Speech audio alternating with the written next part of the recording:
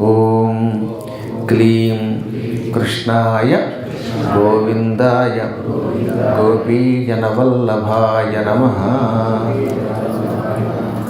415వ భాగవత సప్తాహ కార్యక్రమంలోకి అప్పుడే అడుగుపెట్టేశాం.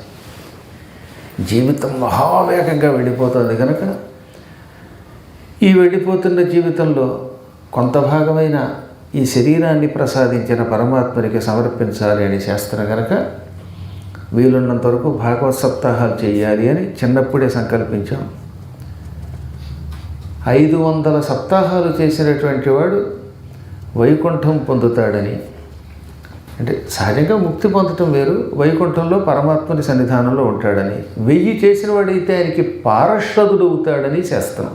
పార్షదుడు అంటే పక్కనే ఉండి ఆయనకి అన్ని విధములుగా సేవ చేసేవాడు.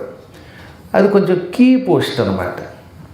నందుడు, సునందుడు, పుణ్యశీలుడు, సుశీలుడు మొదలైన వాళ్ళంతా పార్షదులు. జయుడు, విజయుడు పార్షదులు. సహజంగా ఆయన ఎదురుగుండా కూర్చుని ఆయనని చూస్తూ ఆయన సేవ చేసుకునేటటువంటి వాళ్ళంతా ముక్తి పొందినవాళ్ళు. అలా కాకుండా కేవలం భాగవత సప్తాహంలో ఒక్కసారి పాల్గొన్న అటువంటి వాడు నరకానికి వెళ్ళకుండా ఊర్ధ్వలోకాల్లో, స్వర్గాది దివ్యలోకాల్లో ఉంటారు. వారి వారి స్థాయిని బట్టి వారికి తగిన గతులు కలుగుతాయి. అందువల్ల ప్రస్తుతానికి 415 అవుతోంది కనుక 500కి దగ్గర పడ్డాం. ఇంకెంతకాలం ఉంటుందో ఈ శరీరం తెలియదు. 1000 ఎప్పుడు అవుతాయో తెలియకుండా ఉంది. అందుకని వీలున్నప్పుడల్లా చేయాలని కోరిక. సంవత్సరానికి కనీసం 52 వారాల్లో ఓ 30 అన్నా చేయగలిగితే బాగుండు. 10 ఏళ్లలో 300 అవుతాయి. రేపు ఏం దొరుకుతుందని తెలియని మానవుడు పిచ్చాడైపోయి ఇంకా రేపు చేద్దాం, వచ్చే సంవత్సరం చేద్దాం అనుకుంటాడు. అందుకే మీలో జ్ఞానులు ఎక్కువ ఉన్నారు కనుక సిన్సినాటిలో ఈ రోజు నుంచి భాగవత సప్తాహం జరుగుతోందని తెలుసుకుని మళ్ళీ ఎప్పుడో మనూరు వచ్చినప్పుడు చేయించుకుందామనుకోకుండా ఎక్కడెక్కడి నుంచో ఇక్కడికి వచ్చారు. అదొక అదృష్టం.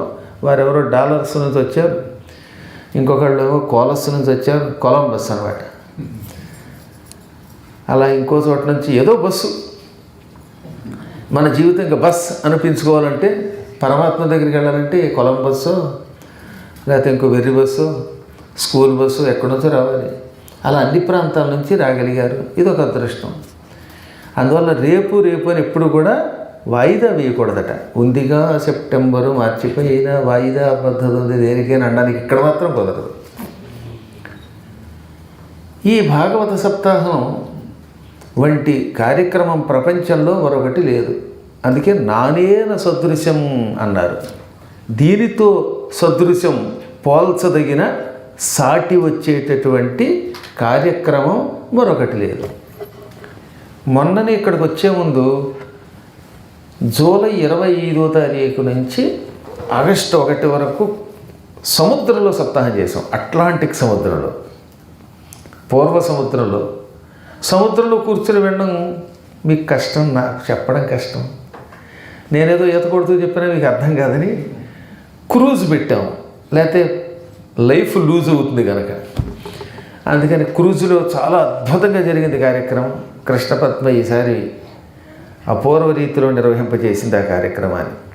ఈ క్రూజులో భాగవత సప్తాహం ఏమిటి?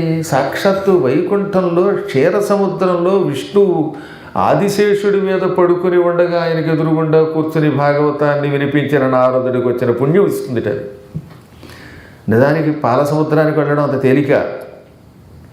ఒకవేళ వెళ్ళిన పరమాత్మ దర్శనం అవుతుందా? ఆయన మన కోసం 7 రోజులు కేటాయిస్తాడా? కేటాయిస్తే మనం కూర్చొని చెప్పగలమా?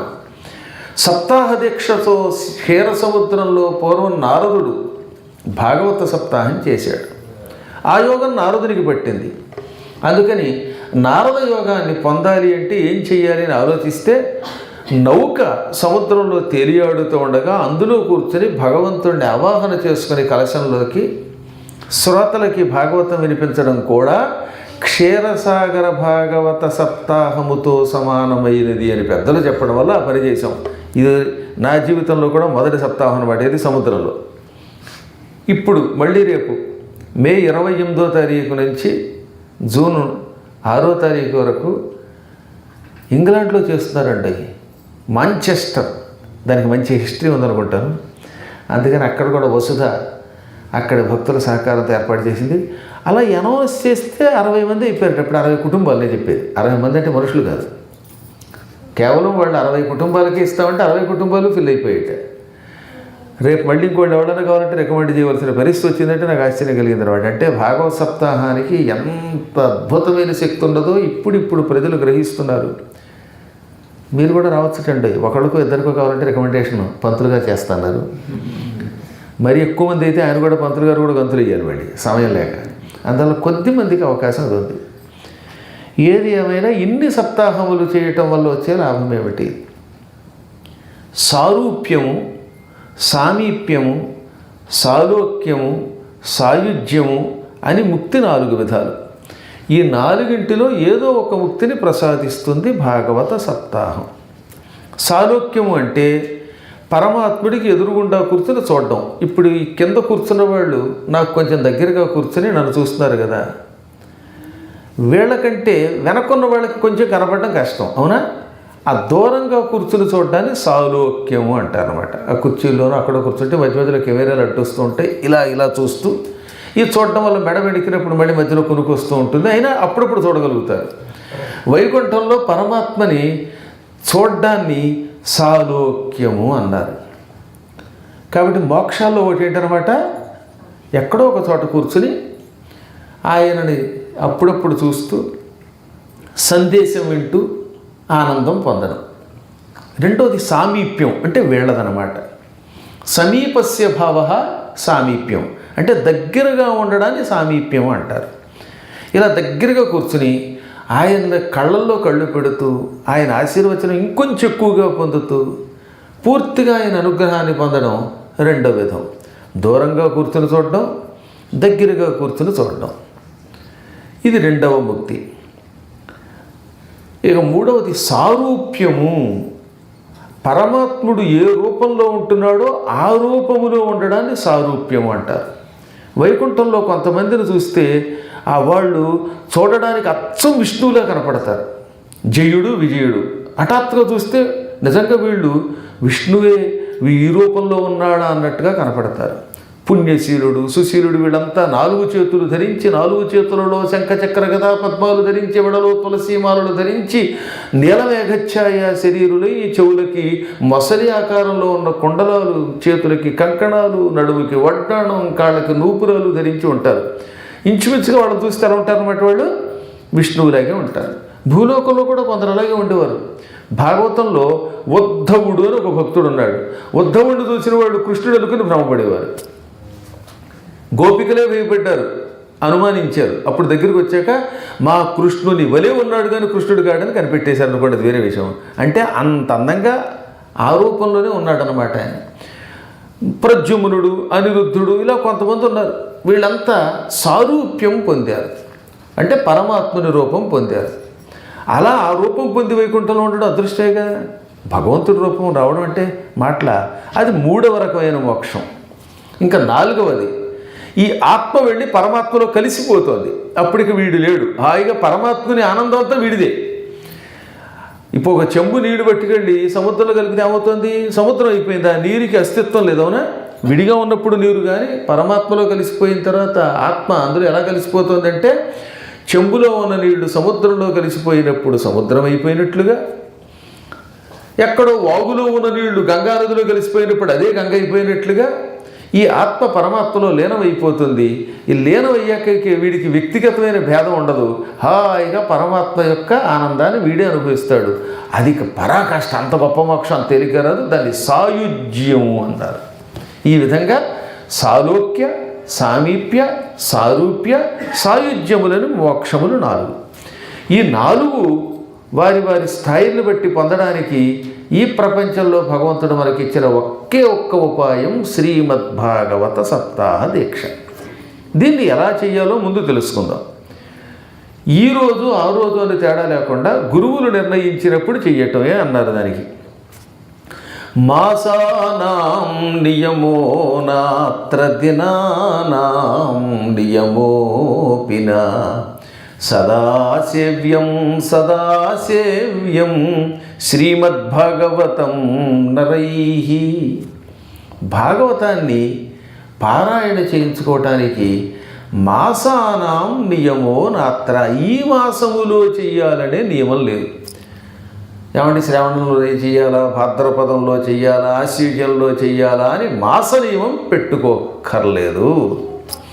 దినానాం నియమోపిన, ఈరోజే చెయ్యాలి, ఇవాళ సప్తమి అయితే మంచిది, అష్టమి మంచిది కాదు, ఇలాంటి పిచ్చి మాటలు వద్దట. ఏ నియమము లేదు దినముల విషయంలో కూడా. సదాసేవ్యం, ఎల్లప్పుడూ సేవించవచ్చు. నీకు ఎప్పుడు భగవంతుడు అనుగ్రహం ఇస్తే, ఏనాడు గురువు గారు ఈరోజు మీ ఇంటికి వచ్చి నేను భాగవత సప్తాహం చేస్తానని వరమిస్తే ఆ రోజే వెనుక ముందు చూడకుండా కలశ స్థాపన చేసి ఈ కార్యక్రమం చేసుకో. కాబట్టి మొదటిది ఏమిటి, కాలనియమం లేకుండా మొదలు పెట్టవచ్చు. రెండవది, విఘ్నేశ్వర పూజ చేసి తీరాలి. భాగవతంలో అష్టమ స్కంధం అని ఉంటుంది, అందులో క్షీరసాగర మథనం ఉంది. అందులో ఏమంటారు, విఘ్నేశ్వరుడి అనుగ్రహం లేకపోవటం వల్ల మందర పర్వతం పాల సముద్రంలోకి కుంగిపోయింది. అది చదువుతున్న పుస్తకంలో ఉంటుంది చూడండి, అష్టమ స్కంధం. కాబట్టి వినాయకుడి అనుగ్రహం లేకపోవడం వల్ల క్షీరసాగర మథనంలో ఎన్నో కష్టాలు వచ్చాయి. చివరికి వాళ్ళు అది గ్రహించి పూజించగానే అన్ని పనులు చక్కబడ్డాయి. అందువల్ల ఎప్పుడైనా ఒక కార్యక్రమం మొదలుపెట్టేటప్పుడు ఏం చేయాలన్నమాట, ఆదౌ పూజ్యో గణాధిప, మొదటి పూజ గణాధిపునికి చెయ్యాలనే శాస్త్రం ప్రకారంగా విఘ్నేశ్వరుణ్ణి పూజించాలి. అది జరిగింది. ముందు గురువుగారు వచ్చారు, మొదలు పెడదాం అన్నారు. 18వ తారీఖు వచ్చింది. పొద్దుట ఏం చేశారు, ముందు వినాయక పూజ చేశారు. ఇక రెండవది ఏమిటి, మంటపారాధన, కలశ స్థాపన. చక్కని దుప్పటి కానీ తువ్వాలు కానీ వేసి దాని మీద బియ్యం పోసి ఓ పెద్ద కలశము చుట్టూ 4 చిన్న కలశములు పెట్టాలి. భాగవతానికి ఒక్క కలశం సరిపోదు, పంచ కలశాలు. అభావమునందు అంటే దొరకనప్పుడు, ఏ సముద్రంలోనో చేసేటప్పుడు 5 కలశాలు దొరకను కూడా వాడ, మన దొరికే అనుకోండి వేరే విషయం. దొరకకపోతే ఒక్క కలశం పెట్టినా పర్వాలేదు. ఆ ఒక్క దాంట్లోకే 5గురిని ఆవాహన చేస్తాం. దొరికితే 5 కలశాలు పెట్టాలి. అందులో ఒక కలశంలో విఘ్నేశ్వరుని ఆవాహన చేస్తారు. రెండో దాంట్లోకి పార్వతి, 3 శివుడు, 4 విష్ణువు, ఒక దాంట్లోకి గణేశుడు. చెప్పాను ఇప్పుడు మీకు ఏమని చెప్పాను, 5 లోకపాలకుల్ని ఆవాహన చేస్తాం. ఆదిత్యం, అంబికాం, విష్ణుం, గణనాథంచ మహేశ్వరం అని పంచాయతనం.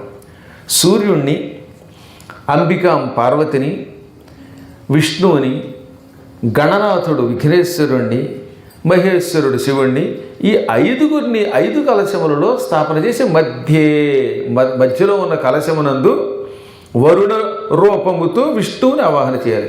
విష్ణువుని వరుణ రూపంలో ఆవాహన చేయాలి అన్నారు. అంటే ఏమిటి, అందులో నీళ్లు పోసి అప్పుడు ఆ కలశంలో ఏదో తోచినటువంటి చిల్లర ఏదో వేస్తారు, వేసి ఆవాహన చేయండి. నీళ్లు దొరకకపోతే దాంట్లో ఒక వరుణ రూపంలో ఉన్న పరమాత్మ రమ్మనాలి. కారణం ఏంటంటే భగవంతుడు జల రూపంలో కలియుగంలో దర్శనమిస్తాడు.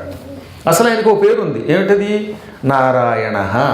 నారాహ అంటే నీళ్లు, అయనము అంటే ఏమిటి, నివాసం. నార అయన నారాయణ, నీటిలో ఉండువాడు. పాలసముద్రంలో నీటి యందు నిరంతరం నివసిస్తాడు కనుక స్వామివారిని నారాయణుడు అన్నారు. ఇంకా చాలా అర్థాలు ఉన్నాయి, అవన్నీ ఇప్పుడు కాదు, ప్రస్తుతానికి మనం ఆ జల అర్థం తీసుకుందాం. నీటిలో తానుంటాడు, నీరు తనలో ఉంటుంది కనుక ఆయన నారాయణ నారాయణ అని పిలువబడ్డాడు. అందుకని ఏం చేయాలన్నమాట, మధ్య కలశంలోకి ఈ జలాన్ని పోసి వరుణ రూపంతో ఉన్న పరమాత్మ ఆవాహన చేస్తున్నామని కూర్చోబెట్టి 7 రోజులు మా పారాయణమును చూడుము, పర్యవేక్షించుము, వినుము అనాలి. నైవేద్యం ఏది తోస్తే అది పెట్టమన్నారు. బెల్లం మొక్కో, పటిక బెల్లం మొక్కో, కొబ్బరికాయో, ఏమన్నా మీకు కుదిరితే మంచి మైసూరు పాకం మొక్కో, మళ్ళీ కుంకుడుకాయలు కొట్టుకోవడానికి మనకు వచ్చేది కాకుండా మైసూరు పాకం చేస్తారు కదా కొంతమంది. ఆ మైసూరు పాకం పట్టుకోవచ్చు. ఒక ఆవిడ ఇచ్చింది నిజంగానే నాకు, ఇప్పటికి కూడా కుంకుడుకాయలు కొట్టుకోవడానికి వాడుతున్నాను, ఉన్న పళ్ళని పోతాయి. అలా కాకుండా కాస్త బాగా నెయ్యి పోసి మృదువుగా తయారు చేసి అలా నివేదన చేయటం ఏదో ఒకటి చేయాలి. అదృష్టం బాగుంటే కొందరికి బొబ్బట్లు వస్తే కొందరికి రావనుకోండి, ఆ బొబ్బట్లు కూడా నైవేద్యం పెట్టచ్చు, ఎవరి అదృష్టం వాడది. ఆ విధంగా ఆ స్వామివారికి ఏది తోస్తే నివేదన చెయ్యి అన్నారు. ఈ నివేదన ప్రసాదంగా అందరూ సేకరించాలి. ప్రతిరోజు యథాశక్తిగా తోచినచ్చిన భక్తితో చేయవలను. ఇంకా తరువాతది ఏమిటి, ఈ కలశ స్థాపన యొక్క కంకణ ధారణ. ఒక వ్యక్తి ఒక పని చేయడానికి ఒక దీక్ష ఉండాలి. ఆఫీస్కి వెళ్ళడానికి ఒక డ్రెస్ కోడ్ ఉందా లేదా, అక్కడ బయోమెట్రిక్ ఉందా లేదా, అలాగే పరమాత్మని పారాయణ చేసేవాడు చేయించుకునేవాడికి కూడా ఒక విధానం పెట్టారు. అందులో దూరంగా ఉన్నవాళ్ళు గోత్రనామములతో కార్యక్రమమును చేయించుకోండి.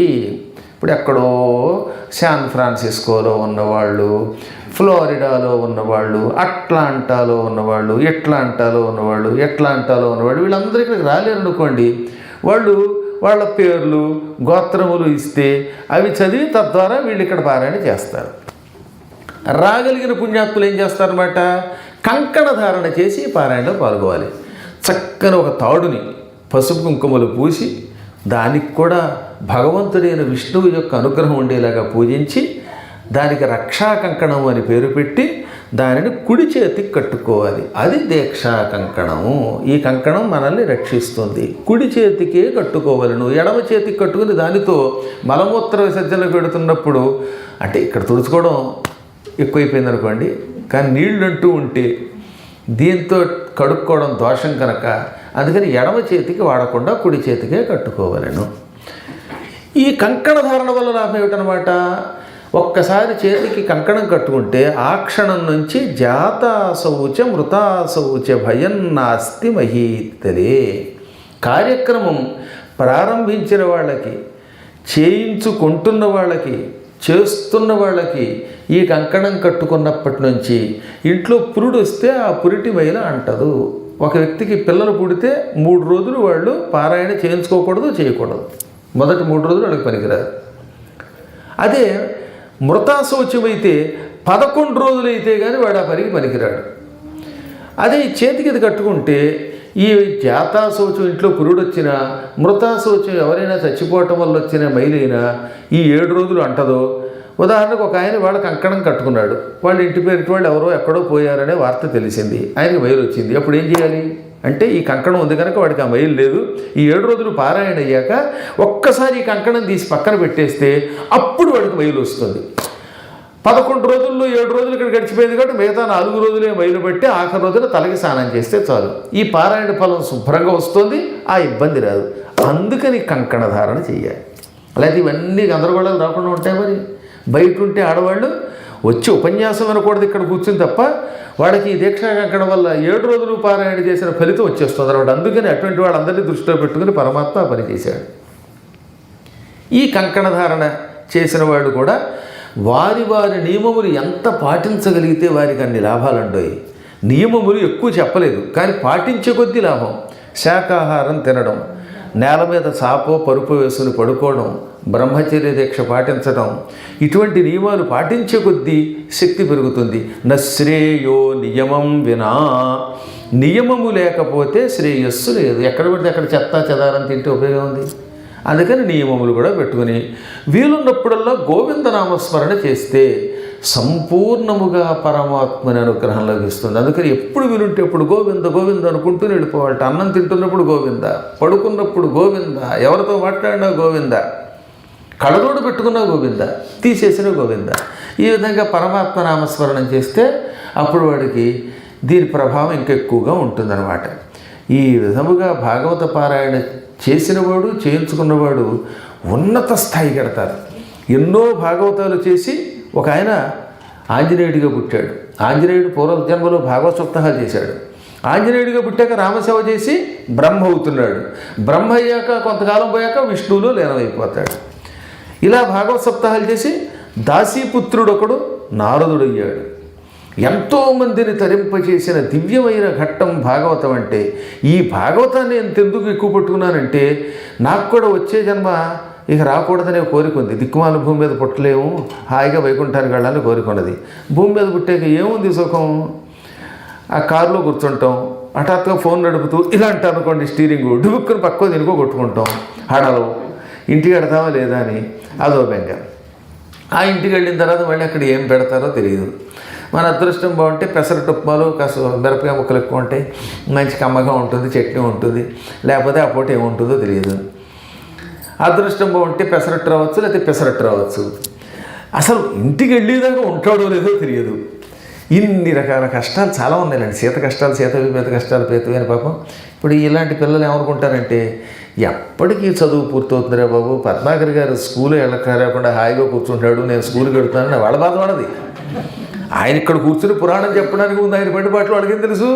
ఆయన చూడండి హాయిగాను స్కూల్కి వెళ్ళక్కర్లేదు, ఇంట్లో కూర్చుంటే అందరూ దండం పెడుతున్నారంటే ఈ దండం పెట్టడానికి కనుక అసలు 15,000 జన్మల్లో పడ్డ పాటలు వాళ్ళకి తెలియక ఒకేసారి అక్కడికి వెళ్ళిపోతామని వాళ్ళు అనుకుంటారు.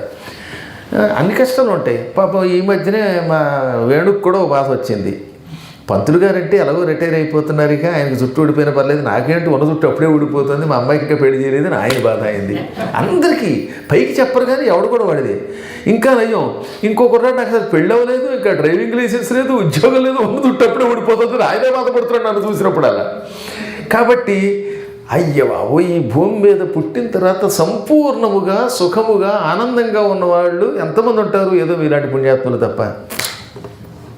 ఇటువంటి భూమి మీద కష్టభూయిష్టమైన సుఖదుఖ ద్వంద్వములతో కూడిన జన్మ రాకుండా ఉండాలి అంటే పరమాత్మని సన్నిధానానికి వెళ్ళాలి.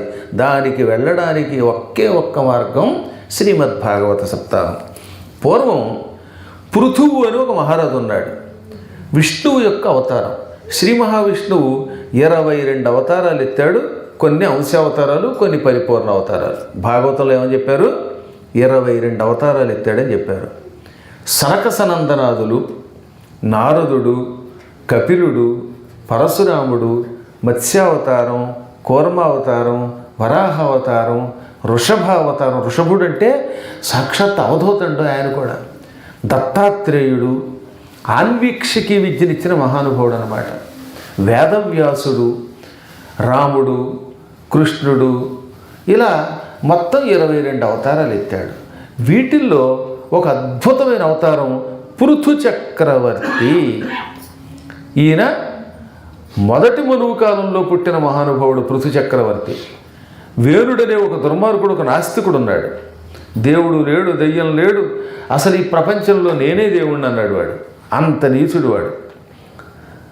ఆ నీచత్వంతో అంటే కమ్యూనిస్ట్ పార్టీల వాళ్ళకి నాయకుడు వాడే ఉంటాడు. వాడొక్కసారి రాజు అవగానే వాడికి వాళ్ళ మేనమామల పోలికలు వచ్చాయట. మృత్యుదేవత యొక్క కూతురు ఒక ఆవిడ ఉన్నది, ప్రాణాలు తీసే తల్లి ఒక ఆవిడ ఉందండి. ఆవిడ ఏమని పిలుస్తాం? మృత్యుదేవత. ఈ మృత్యుదేవతకి ఒక కూతురు పుట్టింది, దాని పేరు సునీత. ఈ సునీత అనే ఆవిడ్ని ఈ పృథు చక్రవర్తి తండ్రి గారు అంటే తాతగారు పెళ్లి చేసుకున్నాడు. ఆయనకి ఈ మృత్యుదేవతకి వేణుడు కొడుగ్గా పుట్టాడు. అందుకని అక్కడ ఏమని రాశారు భాగవతంలో? ఇంకేముంది, వేణుడికి మాతామహి యొక్క పోలిక వచ్చింది, మృత్యుదేవత పోలిక వచ్చింది అన్నారు. తల్లికి తండ్రి, తల్లి కదా, తల్లికి తల్లి అవడం వల్ల మాతామహి అమ్మమ్మ గారి పోలిక వచ్చిందిట. చిన్నప్పటి నుంచి క్రూరత్వం వచ్చింది. చిన్న చిన్న దోమలు చంపేయడం, పురుగులు కొట్టి చంపేయడం, బొద్దింకలు అంటే చంపేసిన పర్లేదు, దిక్కుమాల బొద్దింకలు ఈ జంతరమంతరం చేస్తున్నాయి. అందుకని బొద్దింకలు కనపడితే హిట్టు కొట్టాలి తప్పదు. కానీ అనవసరంగా పాపం కుందేళ్ళని ఇలేళ్ళని అన్నిటి చంపేస్తారట. ప్రపంచంలో అనారోగ్యం తెచ్చిపెట్టేవాడు చంపాలు ఉండయి. మీకు బొద్దింక కనపడిందా, కాక్రోచ్ అని కొట్టేయండి, హిట్టు. ఆ దెబ్బకి అది పట్టం, ఆ తర్వాత దాని పెంట వదిలిపోతుంది. అవి ఇంకా అక్కడ అప్పుడప్పుడు రెచ్చిపోతూ ఉంటాయి అనుకోండి, లెట్రిన్లోను వాటిలో గొట్టాలో పుడతాయి కర్మ. సరే, అది పక్కన పెడితే వీడికి చిన్నప్పటి నుంచి చేత క్రూరత్వం వచ్చింది, అన్నింటినీ చంపడం మొదలెట్టాడు. తండ్రికి విసుగు వచ్చింది, ఏం చేయలేక అడవికి పోయాడు. ఏమి చేయలేక వీడు రాజు అయ్యాడు. రాఘవ గారు ఏమన్నాడు? అయష్టవ్యమహోతవ్యమదాతవ్యం విప్రాయటం సుదత్తధ్వనులను. నా రాజ్యంలో ఈ రోజు నుంచి యజ్ఞం చెయ్యకూడదు, యజ్ఞములో నెయ్యి వేయకూడదు. యజ్ఞంలో వేసే నెయ్యి కడుపులో వేసుకుంటే బాగుంటుంది, కానీ నెయ్యి వేసుకుని నెయ్యి వేసుకుని పప్పట్లో తినాలి తప్ప ఆ నెయ్యి యజ్ఞంలో వేయకూడదు అన్నాడు. అదాతవ్యం, ఎవరు దానం చెయ్యకూడదు, పొరపాట్లు కూడా దానాలు వద్దు అని చాటించాడు. యజ్ఞాలు ఆగిపోయాయి.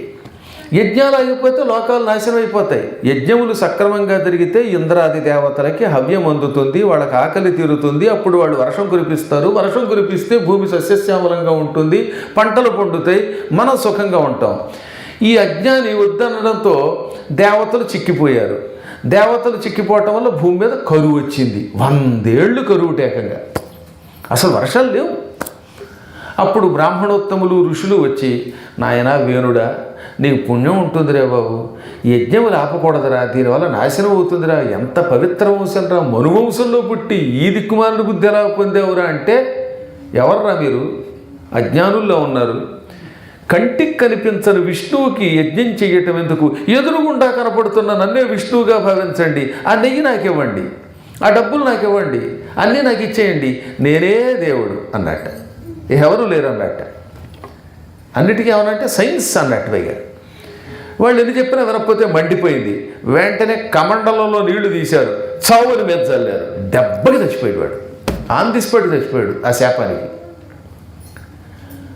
అప్పుడు ఏమైంది, అసలు బొత్తిగా రాజు లేకపోవటం వల్ల దొంగలు తయారయ్యారు, భయంకరులైన దొంగలు, వాళ్ళని వీళ్ళని వాళ్ళు దోచుకోవడం. అంటే నేపాల్, బంగ్లాదేశ్ పరిస్థితి వచ్చింది. చండాలుడైన రాజు వల్ల కొంత ఇబ్బంది, అసలు రాజు లేకపోవడం వల్ల ఇంకో ఇబ్బంది వచ్చింది. అప్పుడు చివరికి ఋషులంతా కలిసి బ్రహ్మని సలహా అడిగితే, రాజు లేకపోతే రాజ్యం నాశనం అయిపోతుంది, ఈ వేణుడి శరీరాన్ని చిన్న కవ్వంతో చిలకండి, శరీరం నుంచి మీకు కారణ జన్ముడు పుడతాడు అన్నాడు. అనగానే వాళ్ళు ఏం చేశారు, ఇంత బంగారపు కవ్వం సృష్టించారు, బుల్లి కవ్వం, దానికి ఒక బుల్లి తాడు పెట్టారు. ముందు ఏం చేశారు, తొడని తిప్పారు. ఆ తొడని తిప్పితే అందులోంచి వాడెవడో పుట్టుకొచ్చాడు. పుట్టడంతో నల్లగా ఉన్నాడు వాడు అడవికి పోయాడు. ఈసారి ఎడమ తొడని చిలికారు, ఇందులోంచి ఇంకోటి పుట్టుకొచ్చాడు. వాడు ఇంతంత మీసాలు కనుబొమ్మలతో పుట్టుకొచ్చాడు. పుట్టడంతో మాంసం మాంసం, ఆవు కావాలి, పంది కావాలి అన్నాడు. ఆవు పంది తినేవాళ్ళు అమెరికాలోనూ ఇంగ్లాండ్లో ఉంటారా బాబు. అంచేత నిషాద నిషాద ఏడవ ఖండంతో వాడికి నిషాదుడు, బోయివాడు అని పేరు వచ్చింది. ఈ నిషాదుడిని ఆ అడవుల్లో బడి బతకరా, పందులు తింటూ అని వదిలేశారు. నిషీదాన్ని ఆశ్వాసించి వాడిని నిషాదుడిని చేసి అడవికి పంపారు. ఈ పట్టిలా చిలగ్గా శరీరంలో ఒక్కొక్కడు విచిత్రమైన వ్యక్తులు పుట్టుకొచ్చారు. ఆ కథంతా చెబితే ఏడాది పడుతుంది కనుక కుడి చేతిని చిలికారు. ఆ కుడి చేతిలోంచి తెల్లని రూపంతో, మోకాళ్ళ దాకా వేళ్లాడుతున్న చేతులతో, తామర పువ్వు రేకులు వంటి కళ్ళతో, ఒత్తైన గిరదాల జుట్టుతో ఒక పురుషుడు పుట్టుకొచ్చాడు. వెంటనే వీళ్ళు ఏం చేశారు, మంచి శరీరంతో ఉన్న నీకు పృథువు అని పేరు పెడుతున్నావు అన్నారు. ఎడమ చేతిని చిలికితే అందులోంచి ఊర్జ అని ఒక ఆవిడ పుట్టుకొచ్చింది. ఆవిడే శ్రీ మహాలక్ష్మి. ఈవిడ్ని ఈ పృథు చక్రవర్తికి ఇచ్చి పెళ్లి చేశారు. ఆవిడకి కీర్తి, ఊర్జ ఇన్ని పేర్లు ఉన్నాయి. ఈ వ్యక్తులిద్దరూ పుట్టగానే వీళ్ళిద్దరికీ వివాహం చేసి, నాయన నువ్వు సాక్షాత్తు విష్ణువి, నీలో సమస్త దేవతలు ఉన్నారు, వేదాలు ఉన్నాయి, పరమాత్ముడు విష్ణువు ఈ చేతిని చిలుకుతున్నప్పుడు అందులో చేరాడు, ఆ అంశతో నువ్వు పుట్టావు, నువ్వే విష్ణువి అంటే ఈయన నవ్వాడు. నేను విష్ణువుని మీరు అంటున్నారు అనుకుందాం, దానికి ప్రమాణం ఏమిటి అన్నాడు. వెంటనే బ్రహ్మాది దేవతలు వచ్చి, ప్రభు మమ్మల్ని మోసం చేయకు, నువ్వు విష్ణువు అని మాకు తెలుసు, ఈ లోకాలన్నీ దొంగల వల్ల, అధర్మం వల్ల పాడైపోతూ ఉంటే నిన్ను నువ్వే ఈ చేతిలోంచి సృష్టించుకున్నావు ఈ కవ్వం వంకతో అనగానే నన్ను గుర్తించారు కాబట్టి సంతోషిస్తున్నాను. ఈమె లక్ష్మి, నేను విష్ణువుని, మీకు ఇప్పుడు ఏం పని చేసి పెట్టను అనగా, ముందు సింహాసనం మీద రాజు అయి కూర్చో, పాపాత్ముల్ని శిక్షించు అనగా, దొంగల్ని వాళ్ళని శిక్షించి సింహాసనం మీద కూర్చుని ధర్మబద్ధ పరిపాలన మొదలెట్టాడు. పరిపాలన చేద్దాం చూస్తే భూమి మీద ఒక్క చుక్క నీరు లేదు, పంటలు లేవు, విత్తనములు లేవు, ఆవులు ఎండిపోయి చచ్చిపోయాయి. ఎందుకని ఈ పాపాత్ముడు యజ్ఞాలు చేయించకపోవటం వల్ల వర్షాలు లేక భూమి అంతా ఎడారి అయిపోయింది. అందుకని భూదేవి, ఆ దుర్మార్గుడు వెళ్ళిపోయాడు, నేను వచ్చాను, నా కోసం ప్రజలకి పంట భూమిని ప్రసాదించు, ఆవుల్ని ప్రసాదించు, మంచి రకరకాల విత్తనాలు కావాలి అంటే చచ్చిన ఇవ్వకపోయింది ఆవిడ.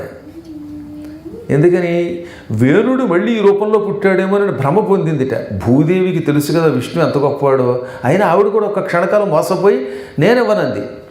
వెంటనే ఈయన ఏం చేశాడు, పెద్ద కోదండం సృష్టించాడు. శారంగం అనే కోదండాన్ని మళ్ళీ సృష్టించుకున్నాడు, బాణం ఎక్కువ పెట్టాడు, మేరు పర్వతాన్ని రథం చేసుకున్నాడు. అందులో కూర్చుని బతిమాలితే ప్రజలకి పంటలు ఇవ్వనంటావా? ఈ భూమి లేకుండా నాశనం చేసి కొత్త భూమిని సృష్టిస్తాను అని భూమి మీదకి బాణం వేయిపోతే వెంటనే గోవు రూపం ధరించి పారిపోవడం మొదలెట్టింది. ఒకటే పరుగు, అమ్మమ్మో అబ్బబ్బో పరుగో పరుగు అంది. ఈయన దానికి కూడా వెళ్ళాడు. నిజంగా చంపాలంటే ఆయన బాణం వేస్తే చచ్చిపోదా? కేవలం భూదేవిని బెదిరించాడు. చివరికి ఆవిడ వణికిపోతూ, ప్రభు నువ్వు విష్ణువు అని ఇప్పటికి అర్థమైంది, అందుకే అన్నారు దెబ్బకి దెయ్యం దిగొస్తుందని. నేను ఇంతవరకు పాపాత్ముడైన వేణుడి పరిపాలనలో ఉండడం వల్ల పంటలు, సారము, విత్తనాలు దాచాను. ఇప్పుడు నువ్వే పరమాత్ముడివని తెలిసింది కనుక అన్నీ ఇస్తాను. నాకుగా నేను భూమిని ఇలా చీల్చి ఈ వస్తువులు బయటికి తీసుకొస్తే భూమి నాశనమై ప్రజలంతా అందులో పడి నాశనం అవుతారు. కాబట్టి తెలివితేటలతో ఈ విత్తనములు బయటికి తీసుకురా అనగానే వెంటనే ఆయన నువ్వు అలా గోవు రూపంలో ఉండు అని వెంటనే ధర్మదేవతని పిలిచాడు. ఓ దూడని చేశాడు. ఈ దూడ ఆ పొదుగు దగ్గర పిండు పాలు అనగా ఈ దూడ వెళ్ళి ధర్మదేవత గోవు రూపంలో ఉన్న ఆవు పొదుగు దగ్గర తలపెట్టి కుస్సు కుస్సు అని పాలు పితికింది. పొదుగు దగ్గర ఆవు దూడలు ఏం చేస్తాయి? పొదుగు పట్టుకుని గట్టిగా ఊపుతాయి. ఆ ఊపగానే వెంటనే ఆవులో నుంచి వస్తువులు రావడం మొదలెట్టాయి. ముందుగా పితృదేవతల్ని పిలిచి పితృదేవతలకి యజ్ఞమునకు కావలసిన దర్భలు, నువ్వులు, ఆవు పెరుగు, నెయ్యి మొదలైనవన్నీ ఇచ్చాడు. దేవతలకు కావలసిన వస్తువులు తర్వాత ఇచ్చాడు. ఆ తర్వాత బ్రాహ్మణోత్తములకి దండక మండలాదులు ఇచ్చాడు. ఇంక అందరూ ప్రజలకి బతకడానికి వరుసగా ఆఢకాలు అంటే కందులు, ఆఢకం అంటే ఏంటి? కందిపప్పు అన్నమాట. కందులు, పెసలు, శనగలు మొదలైనటువంటి మొత్తం ధాన్యాలు ఇచ్చాడు. వరి, గోధుమలు మొదలైనవన్నీ ఇచ్చాడు. ఇవన్నీ మనకి నమక చమకాలు చెప్తారు. గోధుమాశ్చమే శ్యామాకాచమే. శ్యామాకం అంటే అదొక ధాన్యం, సన్నని ఒడ్లు అనమాట. ఆ తెలుగులో చామలను కూడా పిలుస్తారు. ఈ ధాన్యం ఇప్పుడు లేదు. ఇప్పుడు అంతా పిచ్చి పిచ్చి ఐపీఎల్, ఐఎల్ అలకాడు వచ్చాయనుకోండి పలావు. కానీ పూర్వకాలంలో ఎందుకు ఈ మాట అంటానంటే ఈ చండాలం తింటే శరీరం పోయి తొందరగా వలకట్టి పోవట్లే, మనం ఆరోగ్యం ఏముంటుంది. పూర్వం శ్యామాక ధాన్యం అని ఉండేది. ఆ ధాన్యం తింటే 1000 ఏళ్ళు బతికేవారు, ఆరోగ్యంగా ఉండేవారు. కంటికి అసలు చెత్తారం లేదు, కళ్ళదోడు అక్కర్లేదు. లేకపోతే 6వ తరగతి పిల్లకి కళ్ళదోడు ఏంటండి? తినే ఆహార పదార్థాలు లోపం కాకపోతే అందువల్ల చెప్పొచ్చేది ఏంటంటే అటువంటి శ్యామాక ధాన్యాలు, గోధుమలు మొదలైనవన్నిటినీ కూడా ఇచ్చింది. ఇలా అనేకం ఇచ్చాక అప్పుడు భూదేవి ప్రజలు ధర్మముగా ఉన్నప్పుడు వాళ్ళకి పంటలు ఇవ్వటం, పాడి ఇవ్వడం, నీరు వారికి అందజేయటం నీ కర్తవ్యం.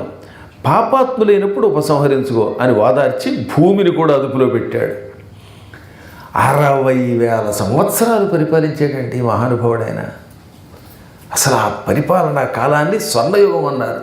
ఆ కాలంలో ఎక్కడ దొంగలు లేరు, పావులు కాటేసి చచ్చిపోవడం లేదు, ముసలితనం లేదు, అకాల మరణాలు లేవు, సిగరెట్ కాలుస్తూ ఆ సిగరెట్ తల మీద వేసుకొని రాత్రి కాలి చచ్చిపోవడాలు లేవు, దుర్మరణాలు లేవు, అన్నీ బాగుండేవి. అసలు భార్యాభర్తల్లో తగాదా లేదన్నారండి. ఎంత అదృష్టం ఆ రోజుల్లో గడిపోతే అనుకోవడం. అసలు ఎక్కడో మీలాంటి పుణ్యాత్ములు తప్ప భార్యాభర్తలు తగాదా పడకుండా ఉండడం ఎక్కడైనా కనపడుతుందా? అసలు భార్యాభర్తలు ఒక్కరోజు కూడా తిట్టుకోలేదు అక్కడ. ఒక రోజు కాదు, ఒకసారి కూడా. సరే అఫ్కోర్స్ నేను చూస్తున్నాను అనుకోండి మిమ్మల్ని అందరినీ, పాపం నా ఎదురుగుండా మాత్రం మీరు ఎప్పుడూ ఒకరినొకరు తిట్టుకోవట్లేదు. తర్వాత సంగతి దేవుడికి తెలుసు. ఓపర్ భగవాన్ హై, నీచే హమ హై, మిడిల్ మీద తగాదాలు హై. అందువల్ల ఇది సంగతి పక్కన పెడితే ఆ రోజులు అంత హాయిగా బతికారట. ఆ మహానుభావుడికి పృథు చక్రవర్తికి దేవతలు అభిషేకం చేశారు, ఇంద్రుడు అభిషేకం చేశాడు, బ్రహ్మాదులు వేదములు వచ్చి నువ్వు విష్ణువుని పొగిడి. ఆయన వంశంలో 4వ తరంలో బర్హిషదుడు అని ఒక ఆయన పుట్టాడండి. ఇక్కడ నుంచి కథ అంతా మారింది. అసలు ఈ బర్హిషదుడు 1000 యజ్ఞాలు చేశాడు. ఏకంగా 100 కాదు 1000. పశువుల్ని బలిచ్చి యజ్ఞం చేశాడు, దర్భలు బలిచాడు. ఇంకా అలా యజ్ఞాలు చేస్తూ దాన ధర్మములు చేస్తూ అలా జీవించేవాడు ఆయన. ఆయన పరిపాలన చాలా ధర్మబద్ధమే. ఆయనకి శతధృతి అని ఒక అందగత్తె భార్య. ఎంత అందగత్తె అంటే ఈ రాజుగారు 1000 యజ్ఞాలు చేశాడని చెప్పాం కదా. ఈ 1000 యజ్ఞాలు చేస్తున్నప్పుడు భార్యతో పాటు యజ్ఞగుండం చుట్టూ ప్రదక్షిణ చేయాలి. యజ్ఞం చేసినప్పుడు యజ్ఞగుండమునకు ఏం చేయాలి? ప్రదక్షిణ చేయాలి.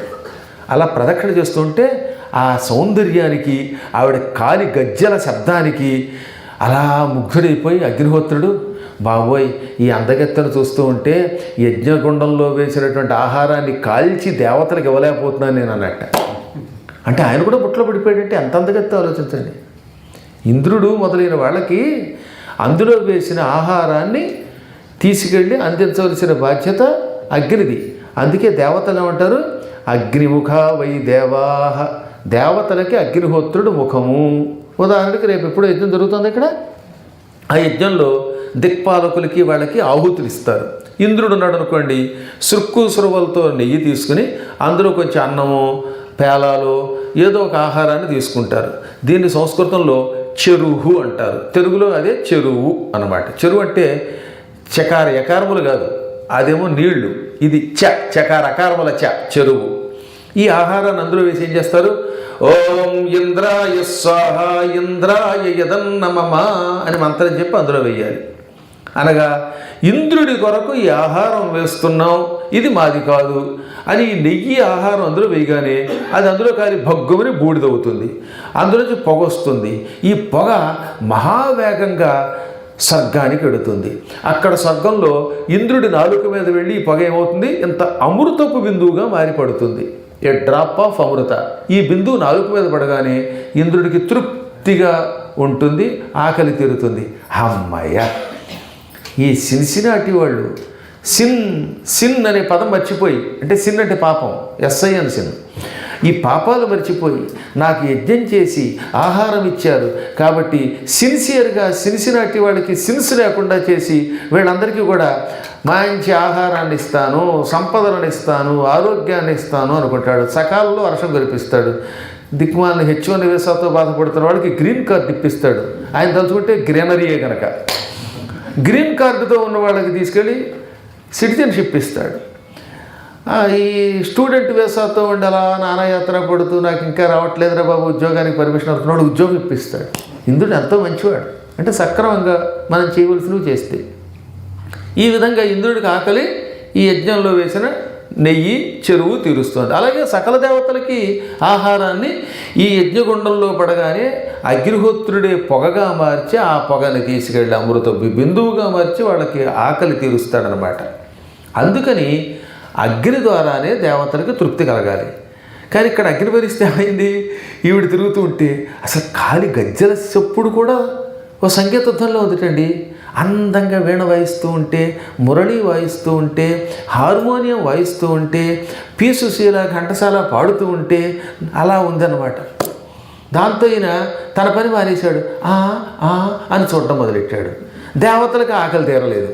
వాడు పరిగెత్తుకొచ్చి ఇదేమిటయ్యా ఆ యజ్ఞంలో పడిన ఆహారాన్ని మాకు తీసుకొచ్చేవంటే ఏం చేయాలంటే ఆవిడ రూపం చూసి మోహంలో పడిపోయానండి అన్నట్టే. రూపం పక్కన పెడదాం, ప్రదక్షిణ చేస్తేనే మతిపోతుంది నాకు అన్నాడు ఆయన.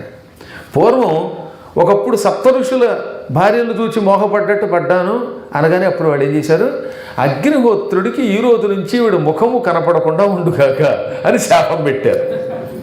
ఆవిడ కాలి అండెల చప్పుడు వినపడకుండా ఉండుగాక అన్నారు. చెవిటాడైపోయాడు ఆయన. ఒక్కొక్కసారి చూడండి, ఆ మధ్యన వాళ్ళు పెళ్లి చూపులకు వచ్చాట పెళ్ళికొడుకు ఎదురుకుండానే ఉంది ఎవరో పెళ్లి కూతురు.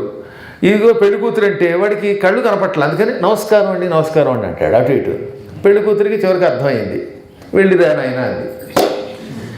అలాగా పాపం అగ్నిహోత్రుడికి కళ్ళు కనపడకుండా చెవులు కనపడకుండా చేశారు, లేకపోతే యజ్ఞం దెబ్బతింటుంది.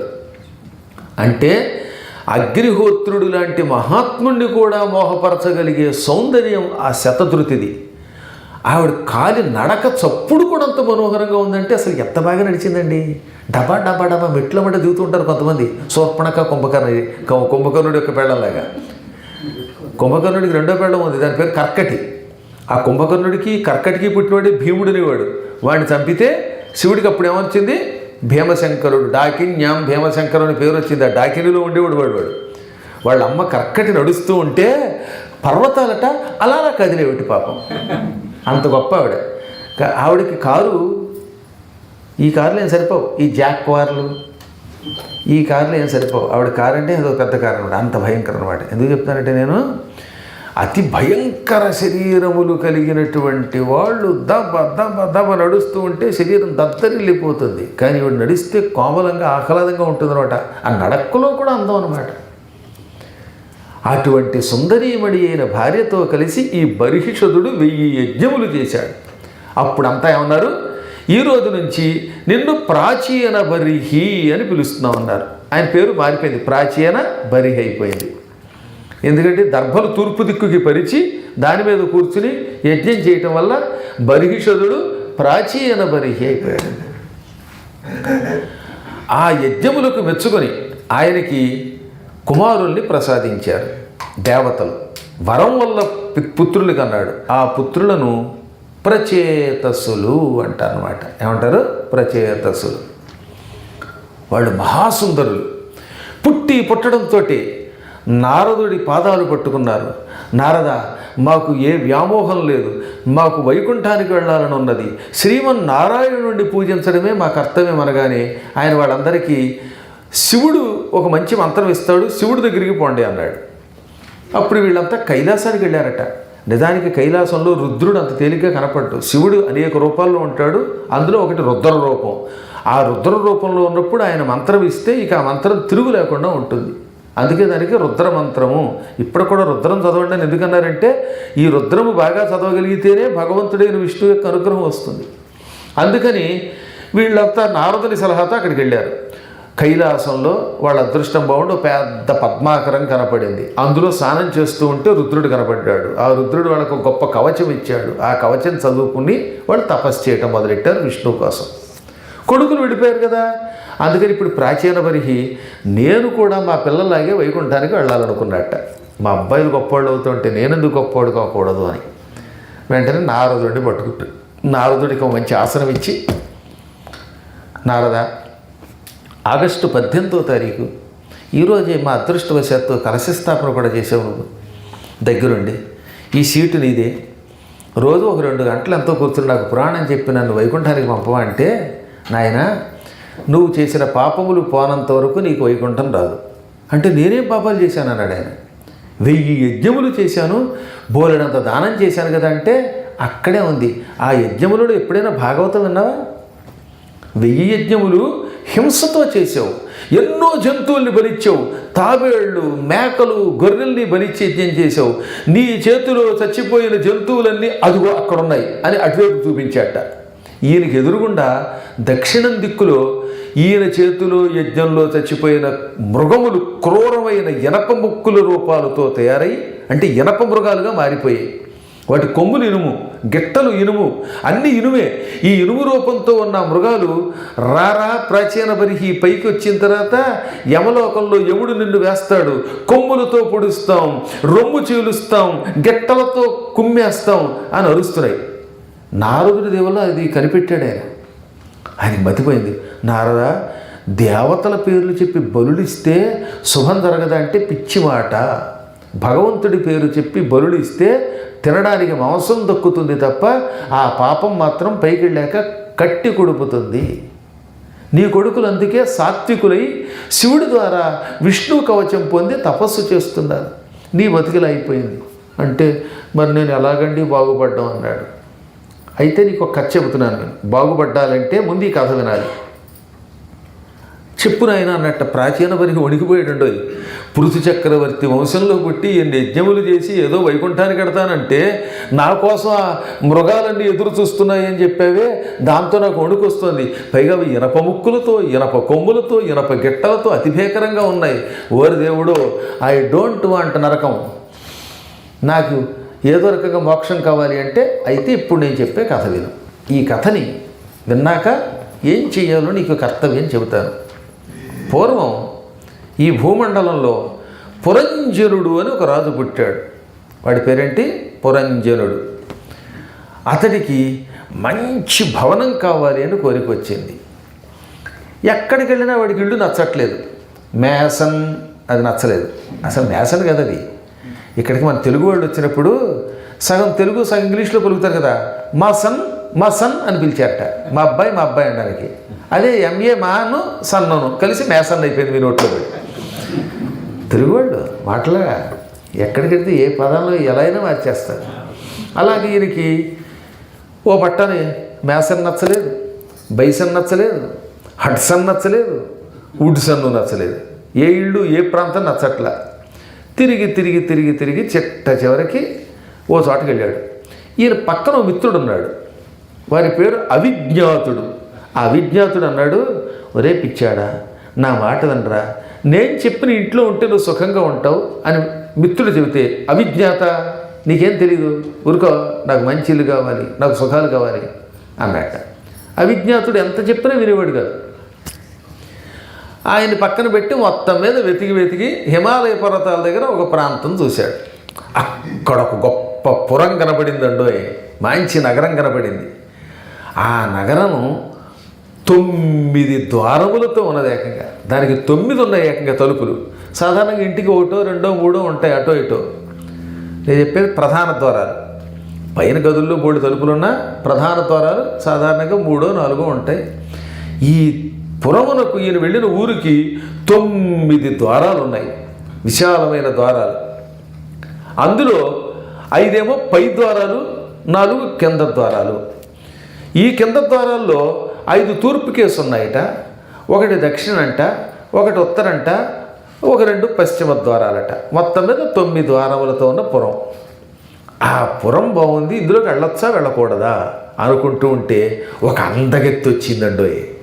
ఎంత అందంగా ఉందో అసలు. నన్ను అడిగితే బహుశా ఈ సిన్సినాటీలోనే పుట్టి పెరుగుంటుంది, లేకపోతే మామూలు వాడికి అంత అందం ఉండదు. అంత అందంగా ఉందిట. ఆవిడకి రక్షకుడుగా ఒక పురుషుడు ఉన్నాడు, వాడు కొంచెం బలంగా ఉన్నాడు. ఆవిడ చుట్టూత 10 మంది స్త్రీలు ఉన్నారు. రక్షకుడు ఒక పురుషుడు, 10 మంది స్త్రీలు ఆవిడని అనుసరిస్తున్నారు. ఆవిడ కనుక ఓ పాము వచ్చి ఆవిడని కాపాడుతుంది. ఈయనకి ఆవిడ చూడగానే అనుమానం వచ్చింది. సుందరి, నీవెవరవు? ఒక పురుషుడు రక్షకుడు, ఒక పాము వెనక నుంచి కాపాడుతోంది, ముందొకడు వెనకొకళ్ళు, వాడు పురుషుడు, ఒకటి పాము. నీకు కూడా 10 మంది ఆడవాళ్ళు సేవ చేస్తున్నారు. వీరితో కూడిన నీవెవరివి అంటే, నా పేరు పురంజని అండి అంది. ఓ, ఇదేదో బాగుంది, నా పేరు పురంజనుడు, నువ్వు పురంజని, ఇది బాగానే ఉంది, కుమారీలేగా. ఈ మధ్యన ఒక దంపతులు తగిలేరు, నీ పేరు ఏమిటంటే కుమారి అంది, ఆయన పేరు కుమారట, గొడవ లేదు. అలాగా పురంజనుడు బాగానే ఉన్నారు. నన్ను పెళ్లి చేసుకోకూడదంటే, నేను అలా ఎవరిని పడితే వాడిని పెళ్లి చేసుకోను, నేను ఏం చెబితే అది వినాలి, తినంటే తినాలి, తాగంటే తాగాలి, పడుకో అంటే పడుకోవాలి, నా మాటే శాసనం అనగా, సుందరి దొరకవు, నేను కూడా చేసుకోక మొదటిసారి పెళ్లి చేసుకుంటున్నాను, కాబట్టి నువ్వేం చెబితే చేస్తానన్నాడు.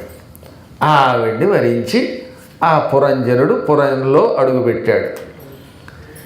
ఇంక ఎంత పిచ్చి పెట్టేసిందంటే ఈయనకి, అర్ధరాత్రి 3ంటికి వాట్సాప్ కాలే, 12ంటికి వాట్సాప్ కాలే. మాయిదాదా అమెరికాలో ఉన్న ఇంకో చోటకి ఎక్కడికి వెళ్ళి ఈ వాట్సాప్లే. ఆవిడే లోకం అనమాట. నీతోనే లోకము, నీతోనే స్వర్గము, అదే మన జీవనము, అదే మన ఆనందము, నీవేలే నా లోకము అని మొదలెట్టాడు. ఎన్ని రోజులు గడిచినా అసలు సంతృప్తి తీరట్లేదట. ఆవిడతో తిరుగుతూనే ఉన్నాడు, తాగుతూనే ఉండేవాడు, తింటూనే ఉండేవాడు. అలా ఆవిడతో 100 ఏళ్ళు కాపురం చేసేట. ఒకరోజు కాదు, 50 ఏళ్ళు గడిచాయి. ఒక రోజున ఎందుకో వాళ్ళ ఆవిడ ఎక్కడికో బయటికి వెళ్ళింది. ఆ పూట ఆయనకి మతిపోయి, మా ఆవిడ లేదు, నా పురంజని లేదు, నేను ఏమైపోతాను, నాకు ఎవరు బొబ్బట్లు పెట్టినా నాకు నచ్చదు, ఆవిడే బొబ్బట్టు, ఆవిడ ఉంటే బొబ్బలు పెడతాను అన్నాడు. చివరికి ఆవిడ వచ్చింది. రాగానే కాళ్ళ మీద పడి, సుందరి, ఇలా ఇంతసేపు నీవు కనపడకపోతే నేను ఏమైపోతాను, నువ్వు సుందరివి కాదు, నా పాలిట మందర పర్వతానివి అన్నాడు. ఈయన ఒకరోజు వేటకెళ్ళి లేటుగా వచ్చాడు. ఆ పూట ఆవిడ అరిగి పడుకుని, చచ్చిన నీ మొహం చూడండి, కాళ్ళు పట్టుకున్నట్ట, పట్మని తన్నింది. తన్నినా సరే, నువ్వు తన్నినా సరే, కొట్టినా సరే, నీ పాదధూళియే నాకు సింధూరం, నీ పాదధూళి సింధూరము కాదా అని పాడుకున్నట్టు పాపం. ఇలా ఆవిడ తిడితే ఈవిడ కనపడకపోతే ఆయన బెంగలు పెట్టుకుని అలాగే కాలక్షేపం చేశారు. కొంతకాలం గడిచింది. ఈ రాజుగారు పురంజనుడు పరిపాలిస్తున్న పురం మీదకి శత్రువులు దండయాత్రకు వచ్చారు. చండవేగుడు అని ఒక గంధర్వరాజు గారు ఉన్నారు. ఆయన పక్కన 360 మంది పురుషులు, 360 మంది స్త్రీలు సైనికులుగా ఉన్నారట. అంటే ఆడ సైనికులు, మిలిటరీలో కూడా లేడీస్ ఉంటారు. అలాగా ఎయిర్ ఫోర్స్లో ఆడవాళ్ళు మగవాళ్ళు ఉన్నట్టుగా ఇక్కడ అమెరికాలో అక్కడ కూడా ఆయన దగ్గర సైనికులు ఉన్నారు. ఈ మగవాళ్ళంతా తెల్లగా ఉన్నారు, ఆడవాళ్ళు నల్లగా ఉన్నారు, చేతుల్లో మంచి ఆయుధాలు ఉన్నాయి. ఈ విధంగా 300 + 60 + 360 మంది సైనికులతో చండవేగుడనే గంధర్వరాజు వచ్చి ఈ నగరాన్ని చుట్టుముట్టేశాడు.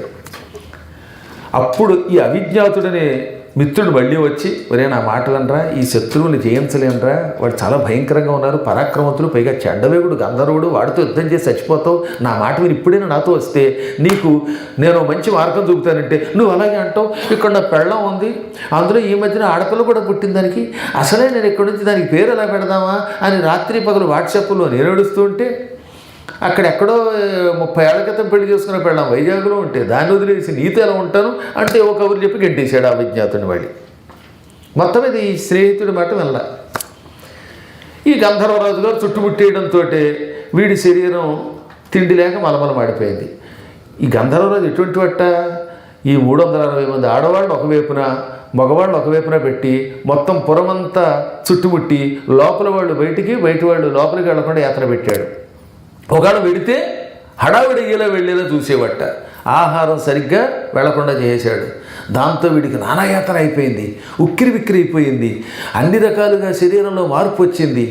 ఈ గందరగోళంలో పక్కనున్న పురంజని, ఏమండి నాతో పాటు పాము ఉంది, ఒక వీరుడు ఉన్నాడు కదా, ఇటు 10 మంది నాతో పాటు ఆడవాళ్ళు ఉన్నారు కదా, వీళ్ళను ఉపయోగించుకుని శత్రువుని చేయిద్దామంది.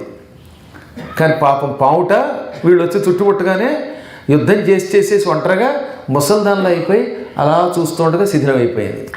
ఆడవాడు దెబ్బతినేశాడు. ఈ కాపలా కాసే మొగాడైతే నా వల్ల కాదు అని పారిపోయాడు.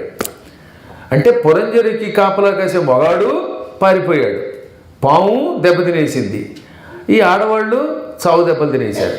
ఇంకెవరూ రక్షించేవారు లేక ఈ పురంజనుడు అలో బాబో బాబో అని ఏడ్చాడు. ఇంతలో చండవేగుడు ఇంకా వేగంగా వచ్చి వాడిని పట్టుకుని చావగొట్టాడు. దాంతో వాడు దుర్మృత్యువు పాలైపోయాడు, చచ్చిపోయాడు. చచ్చిపోయి ఈ చచ్చేటప్పుడు నా పురంజని, మా ఆవిడ లేకుండా వెళ్ళిపోతున్నాను అని ఏడుస్తూ చచ్చిపోవటం వల్ల నరకానికి పోయాడు. నరకంలో నానా శిక్షలు అనుభవించి భూలోకంలో పాండ్యరాజు గారికి కూతురుగా పుట్టాడు, అందమైన స్త్రీగా పుట్టాడు. ఈ జన్మలో పెళ్ళయింది. పెళ్ళయ్యాక మళ్ళీ భర్త వచ్చాడు. ఈ భార్యాభర్తలిద్దరూ కాపురం చేశారు. పూర్వం మహారాజుగా ఉన్నవాడు ఇప్పుడు ఆడదై పుట్టాడు. ఈ ఆడదానికి బోల్డ్ మంది పిల్లలు పుట్టారు. ఈ పిల్లలతోటి భర్తతో హాయిగా కాలక్షేపం చేస్తున్న సమయంలో మళ్ళీ శత్రువులు దాడి చేశారు. మొత్తం కొడుకులు పోయారు, భర్త పోయారు. అప్పుడు ఈవిడ ఏడ్చి జుట్టు పుచ్చుకుని, ఏమి కర్మ, బంగారం లాంటి మొగుడు నన్ను ఎంతో ప్రేమగా చూసుకునేవాడు, నేను అప్పుడప్పుడు చెప్పుతో కొడితే కూడా అది చెప్పు కాదు నా పాలిటి పప్పు అనేవాడు, నెయ్యి వేసిన పప్పు అనేవాడు, అటువంటి మొగుడు పోయాడు, పిల్లలు పోయారు, ఇక నేను బతకను బాబు అని ఏడుస్తుంటే అప్పుడు ఓ స్నేహితుడు వచ్చాట. మళ్ళీ ఎవడో వచ్చి, నేనే స్నేహితుడు కానీ నాకు స్నేహితులు ఎక్కడున్నారు అనగా, ఒరే అన్నట్టు. ఒరే కాదు నేను వసేయ్ అనగా, నాయన నా మాట విను. మళ్ళీ నాయన అంటావు, నేను ఆడదాన్ని, మా ఆయన చచ్చిపోయాడు, పిల్లలు పోయారు, నువ్వేమో ఒరే అయ్యాను ఒకసారి నాయన అని అంటావు ఏమిటంటే, పూర్తిగా నా మాట వినేదాకా నువ్వు మధ్యలో మాట్లాడకు, హడావిడి పడకూడదు. అంటే ఇప్పుడు అని మళ్ళీ అందులోకి ఏం చెప్పాలో తెలియక ఉపన్యాసంలో గిద్దగిద్దలు ఆడుకునేవాళ్ళు ఉండకు. నా మాట నేను నీకు అనేక జన్మల్లో మిత్రుణ్ణి, నా పేరు అవిజ్ఞాతుడు, నువ్వు పూర్వజన్మలో పురంజనుడివి, ఆ జన్మలో పురంజని అనే ఒక స్త్రీని పెళ్లి చేసుకుని ఆ వ్యామోహంలో చచ్చిపోయావు, నరకానికి పోయి ఆడదానికి పుట్టావు. అప్పుడు పురుషుడివి కాదు, ఇప్పుడు స్త్రీవి కాదు. ఆ జన్మలో భార్యకి దూరం అవ్వలేదు, ఈ జన్మలో భర్తకి దూరం అవ్వలేదు, ఎవరికి ఎవరితో సంబంధం లేదు అనగా నాకేం అర్థం కాలేదన్నట్ట. అయితే చెబుతున్నాను విను, ఈశ్వరుణ్ణి భక్తితో శ్రద్ధలతో అర్థం చేసుకుంటే నువ్వంటే ఏమిటో తెలుస్తుంది అనగా ఈ ప్రాచీన బర్హికి బుర్ర పాడైపోయింది. నారద నువ్వు చెబుతున్న కథ నాకు అంత తేలిగ్గా ఎక్కట్లేదు, ఇందులో ఏదో ఉంది నిగూఢం, ఆ నిగూఢ రహస్యం చెప్పు అంటే దాన్ని ఇప్పుడు చెబుతున్నాను విను. పురం జయతి ఇది పురంజన, పురము అంటే శరీరము, ఈ శరీరాన్ని పురము అంటారు. ఈ శరీరంలో పరమాత్మ నుంచి బయటకు వచ్చిన జీవాత్మ ప్రవేశించాడు కనుక అప్పటి నుంచి వీడు ఏమన్నారనమాట, పురంజనుడు అంటే ఒక మానవుడు.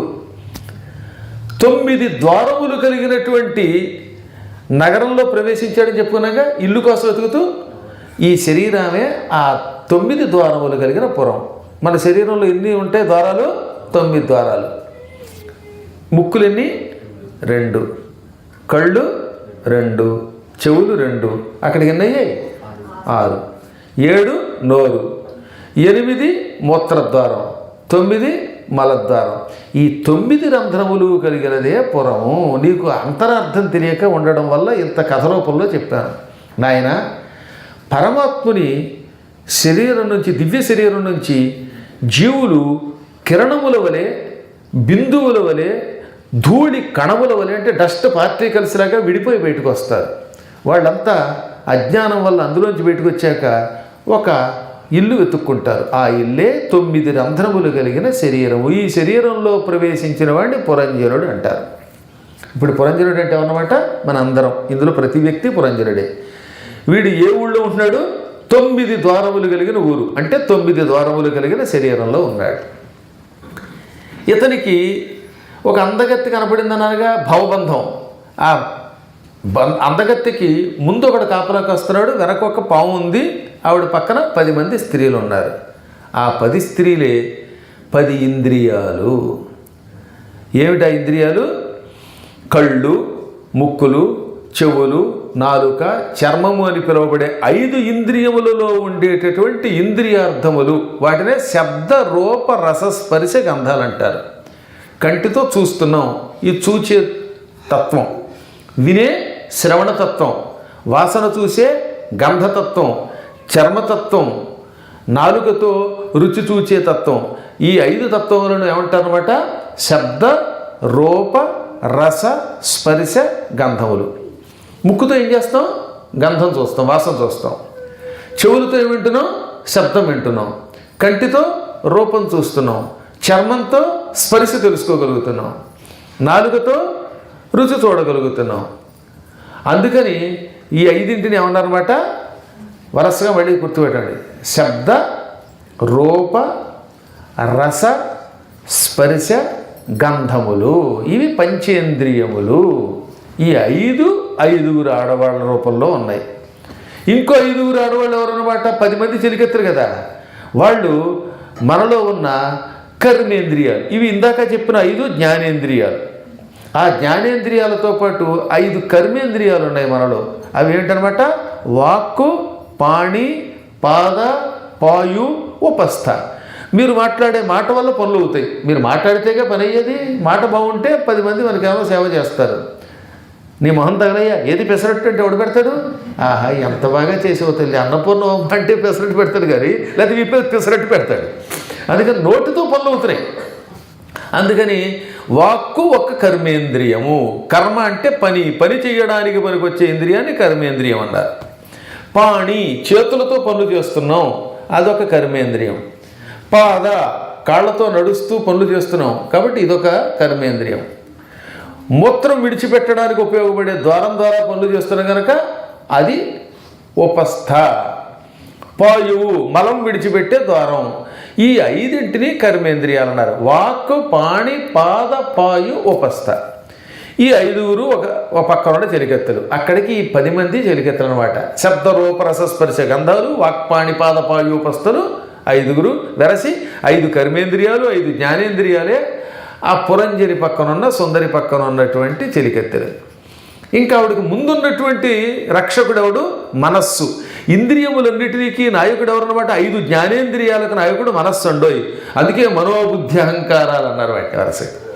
పంచేంద్రియాలకి అధిపతి ఎవరు? మనస్సు. మనస్సు చెప్పినట్టే ఇవి నడుచుకుంటాయి కనుక. కాబట్టి ముందున్నవాడు మనస్సు. ఇంకా వెనకున్నది ఎవరన్నమాట? ఇందాక చెప్పాం కదా 5 కర్మేంద్రియాలు. ఈ కర్మేంద్రియములకు నాయకుడు పావు రూపంలో, పడగ రూపంలో ఉంటాడు. అందుకే నాగ, కూర్మ, కృకర, దేవదత్త, ధనంజయములు అంటారు వీటిని. ఇందాక చెప్పిన 5 ఇంద్రియాలకి, పంచ జ్ఞానేంద్రియాలకి, పంచ కర్మేంద్రియాలకి అధిష్టాన దేవతలు ఉంటారు. ఈ పంచ వాయువులు నాగ, కూర్మ, క్రొకర, దేవదత్త, ధనంజయ. వీటికి అధిష్టాన దేవత పడగ పాము.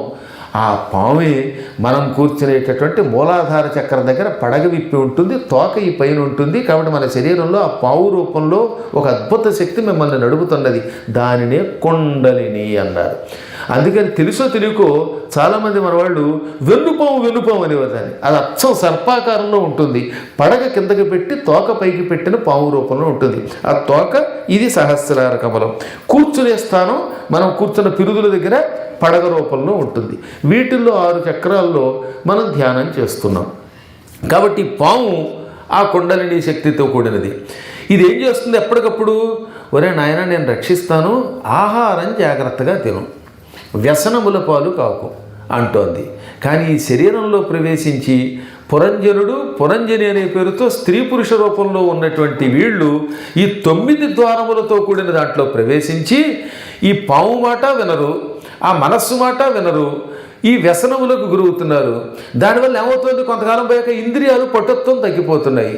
ఈ ఇంద్రియాలు పటుత్వం తగ్గిపోగానే అప్పుడు చండవేగుడనే గంధర్వుడు వచ్చి దండయాత్రకు వస్తాడు. ఆ చండవేగుడు అంటే కాలపురుషుడు. ఆయన పక్కన ఉన్న కాలం అనమాట. సంవత్సరాలు గడుస్తున్నాయి కదా, ఈ కాలం అనేటటువంటిది గంధర్వుడితో పోల్చారు. అది మహావేగం కదటండి. కాలం ఎంత వేగంగా పెడుతుందో నేను చెప్పాలా? గురువు గారు శనివారం రాత్రికి వచ్చారు, ఇవాళప్పుడే మంగళవారం. ఇవాళ సప్తాహం మొదలైంది అనడానికి లేదు. మంగళవారం మొదలెడితే సోమవారం అయిపోతుంది, మేము వెళ్ళిపోతాం. 2024లో సప్తాహం చేస్తే 26 వచ్చిందా లేదా? అంటే ఎన్నేళ్ళు ఎలా గడిచిపోతుంది. కాబట్టి కాలం మహావేగంగా వెళ్ళిపోతుంది కనుక కాలాన్ని చండవేగుడనే గంధర్వరాజుగా పేరు పెట్టారు.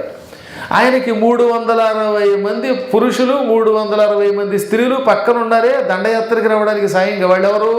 ఆ 360 మంది పగళ్ళు, ఈ 360 మంది ఆడవాళ్ళు రాత్రుళ్ళు. రాత్రుళ్ళు నల్లగా ఉంటాయి, చీకటి కనుక ఆడవాళ్ళు చీకటి రూపంలో ఉన్నారు, పురుషులు తెల్ల రూపంలో ఉన్నారు. మీకు అనుమానం, సంవత్సరానికి 365 డేస్ కదా. ఈ చండవేగుడు సంవత్సర పురుషుడైతే 360 ఉండడం ఏమిటని. నిజానికి ఈ 365 అనేది ఇంగ్లీషు వాళ్ళ కాలమానం. మన కాలమానంలో సంవత్సరానికి 360 రోజులే ఉంటాయి. మరి ఈ మిగతాది ఎలా అవుతోంది అంటే అధిక మాసాలు. 4 ఏళ్లకు ఒకసారి ఏమవుతుందండి? ఒక అధిక మాసం వస్తుందా? అప్పుడు ఏమవుతుంది చెప్పండి? ఈ 4 ఏళ్లకి ఉన్న 4 5 20 రోజులు ఈ టైం జోన్స్ మారి సంవత్సరానికి ఒకసారి వచ్చే అధిక మాసంలో కొట్టుకుపోతుంది. అందుకని మనకి ఏమవుతుందన్నమాట, ప్రతి 4 ఏళ్లకు ఒకసారి ఒక అధిక మాసం వచ్చి ఈ 360 రోజులకి అధికంగా ఉన్న 5 రోజులు అందులోకి వెళుతున్నాయి కనుక ఎప్పుడు కాలంలో తేడా రావట్లే. అది తెలియాలంటే కాలచక్రం యొక్క గొప్పతనం తెలియాలి. మనకు 360 రోజులే ఉంటాయి ఏది మన పంచాంగంలో. అర్థమైంది ఇప్పుడు మీకు విషయం? అందుకే ఒక్కోసారి జనవరిలో అటు ఇటు సంక్రాంతి రావడం ఒక రోజు, దసరాలు కాస్త అటు ఇటు రావడం, అప్పుడు దీనికి మళ్ళీ కాంపెన్సేషన్గా ఈసారి ఆషాఢ మాసం అధిక మాసం వచ్చింది, జ్యేష్టం. అలాగే ఇంకోసారి ఎప్పుడో శ్రావణం వస్తుంది, ఒక్కోసారి ఆశ్వీజ మాసం అధిక మాసాలు వస్తాయి. అప్పుడు ఇది సరిగ్గా అందులో సరిపోతుంది అన్నమాట. ఈ 360 రోజులతో ఉన్న చండవేగుడని కాలపురుషుడు, సంవత్సర పురుషుడు పట్టుకున్నాడు. ఈ 360 పగళ్ళు, 360 రోజులు రాత్రుళ్ళు కలిస్తే ఒక సంవత్సరం అవుతోంది. ఈ సంవత్సరాలు పట్టుకోవడం వల్ల ఏమవుతుందన్నమాట, మీకు శిథిలం అయిపోయింది శరీరం. అంటే వయస్సు గడిచే కొద్దీ పురంజనుడు ముసలాడు అయిపోయాడు, పురంజని ముసలిదైపోయింది. ఇంతకీ చండవేగుడు అంటే గంధర్వరాజు అంటే కాలం పట్టుకుంది. ఈ డే అండ్ నైట్స్ గడుస్తున్నాయి, దాంతో వీడి శరీరం శిథిలం అయిపోయింది. అప్పుడు ఆ పాము కూడా చర్మం విడిచినట్టుగా వీడిని విడిచిపెట్టేస్తోంది. ఇప్పుడు ఈ శరీరంలో కూర్చుని అటు ఇటు కదలకుండా చేస్తూ ఆహార పదార్థాలు అందకుండా చేయటువంటి అర్థమైంది. చండవేగుడు తిండి సరిగ్గా అందనివ్వడం, లిక్విడ్స్ వెళ్ళనివ్వడం, అనగా వీడికి గ్యాస్ ట్రబులు, షుగరు, వాళ్ళకాడ రోగాన్ని పట్టుకున్నాయి. ఇంకా ఆ వాటే సుఖం కనుక అప్పుడు ఏమవుతుంది, మీ ఎదురుకుండా మైసూరు పాకం ఉంది కానీ తినడం లేదు. అదనమాట రోగ రూపంలో వీడికి ఆహారం వెళ్ళకుండా చేస్తున్నాడు. ఎదురుకుండా జంతికలు ఉన్నాయి, ఆ జంతిక గొంతుకి దాటితే ఏమవుతుందో తెలియక ఆ బాత్రూమ్కి అసలే రిపేర్ వస్తే కిందకి వెళ్ళాలి కనుక వీడు తినడం మానేస్తాడు. ఉంటుంది తినలేడు వీడి బతుక్కి. ఎన్ని నిగూఢార్థాలండి ఇందులో. ఆ విధంగా పురంజనుని ఈ చండవేగుడు అనేటటువంటి కాలపురుషుడు పట్టుకుంటే పగలు రాత్రులు గడుస్తూ ఉంటే అలా అయిపోతాడు. ఈ వ్యామోహం తగ్గదు. ఈ వ్యామోహంతో కూడా చచ్చిపోతాడు. చచ్చేటప్పుడు ఏ మోహంతో ఉంటాడో మళ్ళీ అదే అవుతోంది. అందుకని ఈ మానవుడు, ఈ జీవుడు, ఈ ఆత్మ ఒకసారి పురుషుడిగా, ఒకసారి స్త్రీగా, ఒకసారి నపుంసకుడిగా, ఒక్కొక్కసారి కుక్కగా, ఒక్కోసారి నక్కగా పుడుతూ చస్తూ పోతూనే ఉంటాడు. ఇందులోంచి బయటపడడానికి హింసతో కూడిన మార్గం ఎప్పటికీ పనికిరాదు. అందువల్ల ఎంత గొప్పవాడైనా హింసాపూర్వక మార్గంలో ఉన్నంతకాలం ముక్తి రాదు. అందువల్లే నీ కొడుకులేమో శివుడి ద్వారా విష్ణు మంత్రం పొంది హాయిగా తపస్సు చేస్తూ ఉంటే నువ్వు ఇక్కడ కూర్చుని ఇంకా యజ్ఞాలు, ఇంకా ఈ ప్రాథమిక స్థాయిలో ఉన్నావు. ఇందులోంచి బయటపడనంత వరకు నీకు ముక్తి రాదనగానే వాడికి మతిపోయింది. వెంటనే ఇప్పుడు నన్ను ఏం చేయమంటావు అని అడిగితే, నేను నీకు కూడా అద్భుతమైనటువంటి తపస్సు ఇస్తాను. అదే శ్రీ విద్య గురుపాదుక దీక్ష. నేను రేపటి నుంచి ఇవ్వడానికి సిద్ధపడడానికి గల కారణం, ఇక్కడ కొంతమందికి ఉంది, అందరికీ ఇవ్వడం కుదరదు కనుకోండి, వాళ్ళ యొక్క అర్హతను బట్టి ఇవ్వాలి. ఈ గురుపాదుక దీక్ష సంపూర్ణమైన దీక్ష ప్రకారంగా అర్చన చేస్తే వాడు ఎవడైనా సరే ఈ జన్మలో ముక్తి పొందుతాడు అని పురంజనుడి యొక్క కథ ద్వారా మానవ శరీరం గొప్పతనాన్ని చెప్పి నారదుడు అతనిగా దీక్ష ఇచ్చాడు. ఈ ప్రాచీన బరిహ దీక్ష స్వీకరించాక పాత పాపాలన్నీ పోయాయి, హింసా పాపాలు, అసత్య దోషాలు అన్నీ పోయాయి. భార్యాసమేతంగా శరీరంతో వైకుంఠానికి వెళ్ళిపోయాడు. ఇంకా ఆయన కొడుకులు ఉన్నారు, వాళ్ళని ప్రచేతస్సులు అంటారని చెప్పాక వాళ్ళు కూడా ఏమని చెప్పాను, 10,000 సంవత్సరములు తపస్సు చేశారు. విష్ణువు యొక్క మంత్రమును రుద్రుని ద్వారా పొంది తపస్సు చేశారు. అప్పుడు స్వామివారు శ్రీమన్నారాయణుడు ప్రత్యక్షమయ్యాడు. నాయనలారా, మీకు నేను ఒక కన్యామణిని ఇస్తున్నాను. ఈమె చాలా ఉత్తమురాలు, అందరినీ సమానంగా చూస్తుంది. ఈవిడ ఈ ఉత్తమురాల్ని పెళ్లి చేసుకోండి. సంసారంలో ప్రవేశించకుండా ఎవరు మోక్షం పొందరు. మీ అందరూ 10 మంది ఈమెనే పెళ్లి చేసుకోండి, 10 మందిని సమానంగా చూస్తుంది. మీ 10 మంది వల్ల ఆవిడకి పరమ పవిత్రుడైన ఒక కొడుకు పుట్టబోతున్నాడు. వాడు కారణజన్ముడు, జగత్ప్రసిద్ధికి ఎక్కుతాడు. భూమి ఉన్నంతకాలం అతని పేరు ఉంటుంది. మీరు ఆయన పుట్టాక ఆయన రాసిన పుస్తకం చదువుతూ అదృశ్య రూపంలో తిరుగుతూ అందరినీ అనుగ్రహించండి. ఆ తర్వాత కలియుగాంతంలో నా దగ్గరకు వద్దురు కానీ అని విష్ణు వరం ఇచ్చాడు. అప్పుడు ఆ ప్రచేతస్సులు పరమసుందరీమణి అయినటువంటి ఒక కన్యామణిని, స్వామివారి ఇచ్చినటువంటి కన్యని పెళ్లి చేసుకున్నారు. ఈ ప్రచేతస్సులకి ఆ కన్య వల్ల కుమారుడు పుట్టాడు. ప్రచేతస్సుడి కొడుకు కనుక అతనికి ఏమని పేరు పెట్టారు, ప్రాచేతసుడు. ఆయన మొదట్లో మంచివాడే, కొద్ది రోజులు కొంతమంది దుర్మార్గుల సాంగత్యంతో, దొంగల సాంగత్యంలోకి వెళ్ళాడు. నారదుడే వెళ్ళి ఆయనకి రామమంత్రం ఇచ్చాడు. దాంతో ఆయన తపస్సు చేశాడు. దెబ్బతో ఆయన శరీరం మీద పుట్టలు పోసాయి. ఆ పుట్టల్లోంచి బయటికి రావడం వల్ల ఆయనకి వాల్మీకి అని పేరు వచ్చింది. ఇప్పుడు మీకు ఓ శ్లోకం చెప్పాలి. వేద ప్రాచేత సాదాసీత్ సాక్షాత్ రామాయణాత్మన. రామాయణం అనే పేరుతో వేదము ప్రాచేతసుని ద్వారా ఒక గ్రంథ రూపంలో బయటకు వచ్చింది. ప్రాచేతసుడు అంటే ఎవరన్నమాట, ప్రచేతసుల కుమారుడు. ప్రచేతసులు ఎవరు, ప్రాచీన బరిహి కొడుకులు. కాబట్టి వాల్మీకి ఎవరు ఇప్పుడు తెలిసిందే మీకు. భాగవతంలో ఆ 4వ స్కంధంలో ఉంటుంది. ఎందులో ఉంటుంది కదా, అందులో చిట్ట చివరిది ప్రాచీన బరిహి, పృథు చక్రవర్తి తర్వాత ప్రాచీన బరిహి, ఆయన కొడుకులు ప్రచేతసులు. ఆ ప్రచేతసులకు వరం ఇచ్చాడు, మీకు ఒక అద్భుతమైన పుత్రుడు పుడతాడు, వాడు జగత్ప్రసిద్ధికి ఎక్కుతాడు అని విష్ణువే వరం ఇచ్చాడు. అందువల్ల అది తెలియక వీళ్ళు ఏమనుకుంటారు, పుట్టుకతో దొంగను ఉంటారు. పుట్టుకతో దొంగ కాదు, మధ్యలో కొంచెం మార్గం తప్పి మళ్ళీ ఆయన దారిలోకి వచ్చేసాడు. అందుకనే మనకు శ్లోకాలు తెలియాలంటే ఒక కథకి ఉన్న ఇంటర్లింక్ తెలియాలి. రోజు ఉంటుంది కదా, మీరు చదువుతున్నారు కదా, రామాయణ పారాయణలో ఏమైనా ఉంటుంది, వేద ప్రాచేత సాదాసీత్ సాక్షాత్ రామాయణాత్మన. పద్మపురాణంలో ఇంకా స్పష్టంగా చెప్పారు వాల్మీకి గురించి. అందుకే ప్రచేతస్సులో కొడుకు అని. ఈ మధ్యనే పద్మపురాణం చెప్పాను, అందులో విన్న వాళ్ళకైతే బాగా అర్థమవుతుంది. ఈ విధంగా మహానుభావుడైన నారదుడు వీళ్ళందరినీ బాగు చేశాడు. ఎలా బాగు చేశాడు, భాగవతమును సప్తాహ దీక్షతో వినిపించి. కాబట్టి భాగవత సప్తాహ దీక్ష వల్ల వేణుడనే దుర్మార్గుడు నుంచి విష్ణువు పృథువుగా పుట్టాడు. ఆ పృథు చక్రవర్తి వంశంలో ప్రాచీన బర్హి అనేవాడు పుట్టి ఆయన నారదుని ద్వారా భాగవతం విని తరించాడు. ప్రాచీన బర్హి కొడుకులైన ప్రచేతసులు కూడా నారదుని ద్వారా రుద్రుని పట్టుకుని విష్ణు మంత్రం పొంది సాక్షాత్ పరమాత్మ సాక్షాత్కారం పొంది ఇప్పుడు అన్ని చోట్ల తిరుగుతున్నారు అదృశ్య రూపంలో. ఇప్పుడు ఇక్కడ పురాణం జరుగుతుంటే వాళ్ళు మీలో ఎవరో ఒకళ్ళు పట్టుకుంటారట శ్రద్ధతో వింటే. ఆవులింతలు లేకుండా భక్తితో ఈ భాగవత కథలు వింటూ ఉంటే ప్రచేతస్సులు వాళ్ళని ఆవహించి వాళ్ళలో ఉన్న లోపాలు తొలగించి వారికి ఉన్న రోగములు తొలగించి వారందరినీ మహాత్ములుగా మారుస్తారు. కాబట్టి భాగవతం అమోఘమైనది, అపూర్వమైనది, అపార శక్తి కలిగినది.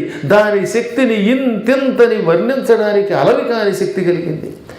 ప్రచేతసుల అనుగ్రహం, సుకుడి అనుగ్రహం, దేవతానుగ్రహం అన్నిటినీ ప్రసాదించే దివ్య గ్రంథం భాగవతం అంటే. దానివల్లే ప్రచేతసులు తరించారు, వారి కుమారుడు ప్రాచేతసుడు తరించాడు, వాల్మీకి తరించాడు. ఈ వాల్మీకి గురించి రామాయణంలో భారతంలో ఆనుశాసనిక పర్వంలో వస్తుంది. మహాభారతంలో ఆనుశాసనిక పర్వం మా శ్రీ విద్య గారు సర్వం శివమయం అనే పేరుతో శ్రీశైల ప్రభకి ఇస్తున్నారు. అవి చదవాలన్నా మీరు. శ్రీశైల ప్రభ కొనుక్కుంటే అందులో మొన్న నెల వచ్చిందనుకుంటాను. అందులో వాల్మీకి ఎంతో భక్తితో శివుణ్ణి ఉపాసిస్తే శివుడు మెచ్చుకుని ఇదిగో నువ్వు ఇంత గొప్ప కావ్యం రాస్తావని వరమిచ్చాడు. ఆ కథలన్నీ అందులో ఉంటాయి. అప్పుడు అందులో వాల్మీకి చరిత్ర కూడా మనకు క్లుప్తంగా తెలుస్తూ ఉంటుంది. మానవులు అన్నాక తెలిసి కానీ తెలియక కానీ అనేక దోషాలు చేస్తూ ఉంటారు. వాటి నుంచి బయట పారవేసి మహాభయంకరమైన పూర్వజన్మ పాపాలు, ఈ జన్మ పాపాలు అన్నిటినీ తొలగించే శక్తి ఈ భాగవతానికి ఉన్నది. ఎంతెందుకు నారద మహర్షి కూడా ఇప్పుడు ఈ కథ అంతా చెప్పింది నారదుడే కదా. భాగవతంలో చతుర్థ స్కంధంలో పురంజనోపాఖ్యానంలో ఆయన కూడా పూర్వకాలంలో దాసీపుత్రుడండి. ఆయన కూడా చివరికి భాగవతం వల్లే, ఋషుల ద్వారా వినడం వల్లే జగద్గురువుగా నారదుడిగా మారాడు. నారదుడు లేకపోతే రామాయణం లేదు, నారదుడు లేకపోతే భాగవతం లేదు, నారదుడు లేకపోతే భారతం లేదు, 18 పురాణాలు లేవు, మీరు లేరు, నేను లేను. మీ సంగతి ఎలా ఉన్నా నేను లేను. అందుకే దగ్గర పెట్టుకుని నారద ఘట్టంలోనే మా ఆశ్రమం కొంచెం దగ్గరలో ఏర్పాటు చేసుకున్నాను. అసలు నారదుడు ఇలాంటి గురువు ఉంటాడా? మీకు తెలిసినా తెలియపోయినా నేను కూడా నారదుని ఔషధం పుట్టాను. అందుకే ఈ పురాణాలు చెప్పగలుగుతున్నాను. ఆ మహానుభావుడు ఒక రోజున వ్యాసుని దగ్గరకు వచ్చాడు. వేదవ్యాసుడు సాక్షాత్తు విష్ణువు 22 అవతారాల్లో ఆయన కూడా ఒక అవతారం చెప్పారు కదా. విష్ణోరంసో మునిర్జాతః సత్యవత్యాం పరాశరాత్.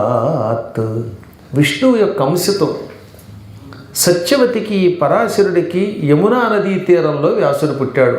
మొన్న వెళ్ళిపోయిన ఆషాఢ పూర్ణిమ నాడు యమునా తీరంలో పుట్టాడు. తీరమును ద్వీపము అంటారు. అందుకని ద్వీపంలో పుట్టడం వల్ల ఆయనని ద్వైపాయనుడు అన్నారు. విష్ణువు యొక్క అవతారము, దాంతోపాటు నీలంగా ఉంటాడు, కృష్ణుడిలాగే నీలంగా ఉంటాడు కనుక కృష్ణుడు అన్నారు. వెరసి కృష్ణద్వైపాయనుడు. కృష్ణవర్ణంలో ఉండే ద్వీపంలో పుట్టిన పరమాత్ముడు. పరాశర పుత్రుడు కనుక పారాశర్యుడు, సత్యవతీ పుత్రుడు కనుక సత్యవతేయుడు. వసువు అని ఒక ఆయన ఉన్నాడు. ఆ వసువుకి కూతురు ఎవరు? సత్యవతి. అందుకని ఆవిడికి వాసవి అని పేరు. వాసవి అంటే వసువు యొక్క కూతురు. అందుకే వాసవి నందనుడు అని కూడా పిలువబడ్డాడు ఆయన. ఆ మహానుభావుడు ఆషాఢ పూర్ణిమ నాడు పుట్టి లోకోద్ధరణ కోసం మహాతపస్సు చేసి పుట్టడంతో యజ్ఞోపవేతంతో నల్ల జింక చర్మాన్ని ధరించి అద్భుతమైన జటాజోటాలతో పుట్టి నారాయణ స్మరణ చేసుకుంటూ వెళ్ళిపోయాడు ఆయన. పుట్టుకతో అంత గొప్పవాళ్ళు ఎంతమంది ఉంటారండి? పుట్టుకతో ఉపనయనం చేసుకున్నాడు ఆయన. అమ్మ నువ్వు పిలిస్తే ఎక్కడున్నా వస్తాను, నిన్ను రక్షిస్తానన్నాడు. అన్నమాట నిలబెట్టుకున్నాడు. వాళ్ళమ్మ ఆ దిక్మాలన నగరంలో యాతన పడిపోతూ ఉంటే హస్తినాపురంలో ఒక రోజున వచ్చి, అమ్మ అంబిక అంబాలికల యొక్క కుమారులు ఇద్దరిలో ధృతరాష్ట్రుడు పరమ దుర్మార్గుడు. ఈ ధృతరాష్ట్రుడు కొడుకులు దుర్యోధనాదుల వల్ల నువ్వు ఇబ్బంది పడతావు. పాండురాజు ఎలాగో తొందరలో చచ్చిపోతాడు పాపం. ఇంకెవరితో ఇక్కడ నీకు బంధం ఉన్నది, అందువల్ల నా మాట విను. పృథివీ గత యౌవన, ఈ భూమి యౌవనం నశించిపోయింది అని భారతంలో రాస్తాడు. సంస్కృతంలో వ్యాసుడు, తెలుగులో నన్నయ్య గారు చాలా అద్భుతంగా రాశాడు. మతి తలపగ సంసారం బతి చెంచల మెండమావులట్టుల సంపత్ ప్రతతులతి క్షణికమ్ములు గతకాలము మేలు వచ్చు కాలము కంటెల్.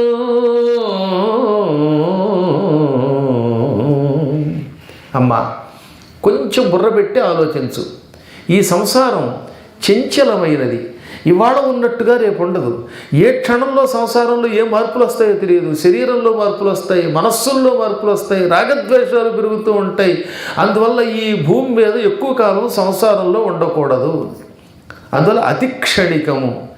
సంపదలు ఎండమావులు లాంటివి. ఎండమావుల్లో నీళ్లు ఉంటాయో ఉండవు. ఎడారిలో పెడుతున్నప్పుడు ఎండపడబడి నీరు వలే భ్రమ కలుగుతుంది. అది నీరు కాదు, కేవలం ఎండ. అది నీళ్ళు అనుకుని పెడితే తస్తాడు.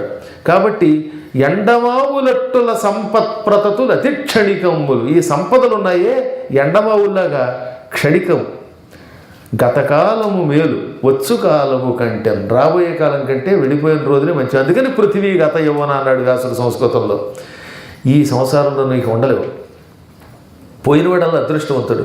నా మాట వింటే నీకు మోక్షం ఇస్తానంటే, కుమార కొడుకు అయినా గురువు అని నాకు తెలుసు, నన్ను ఏం చేయమంటావు అనగా, నీ కోడళ్ళు ఇద్దరిని వెంట పెట్టుకో. ఎందుకంటే ఆ కోడళ్ళకి ఈయనే సంతానం ఇచ్చాడు, ధృతరాష్ట్రుడిని పాండురాజుని.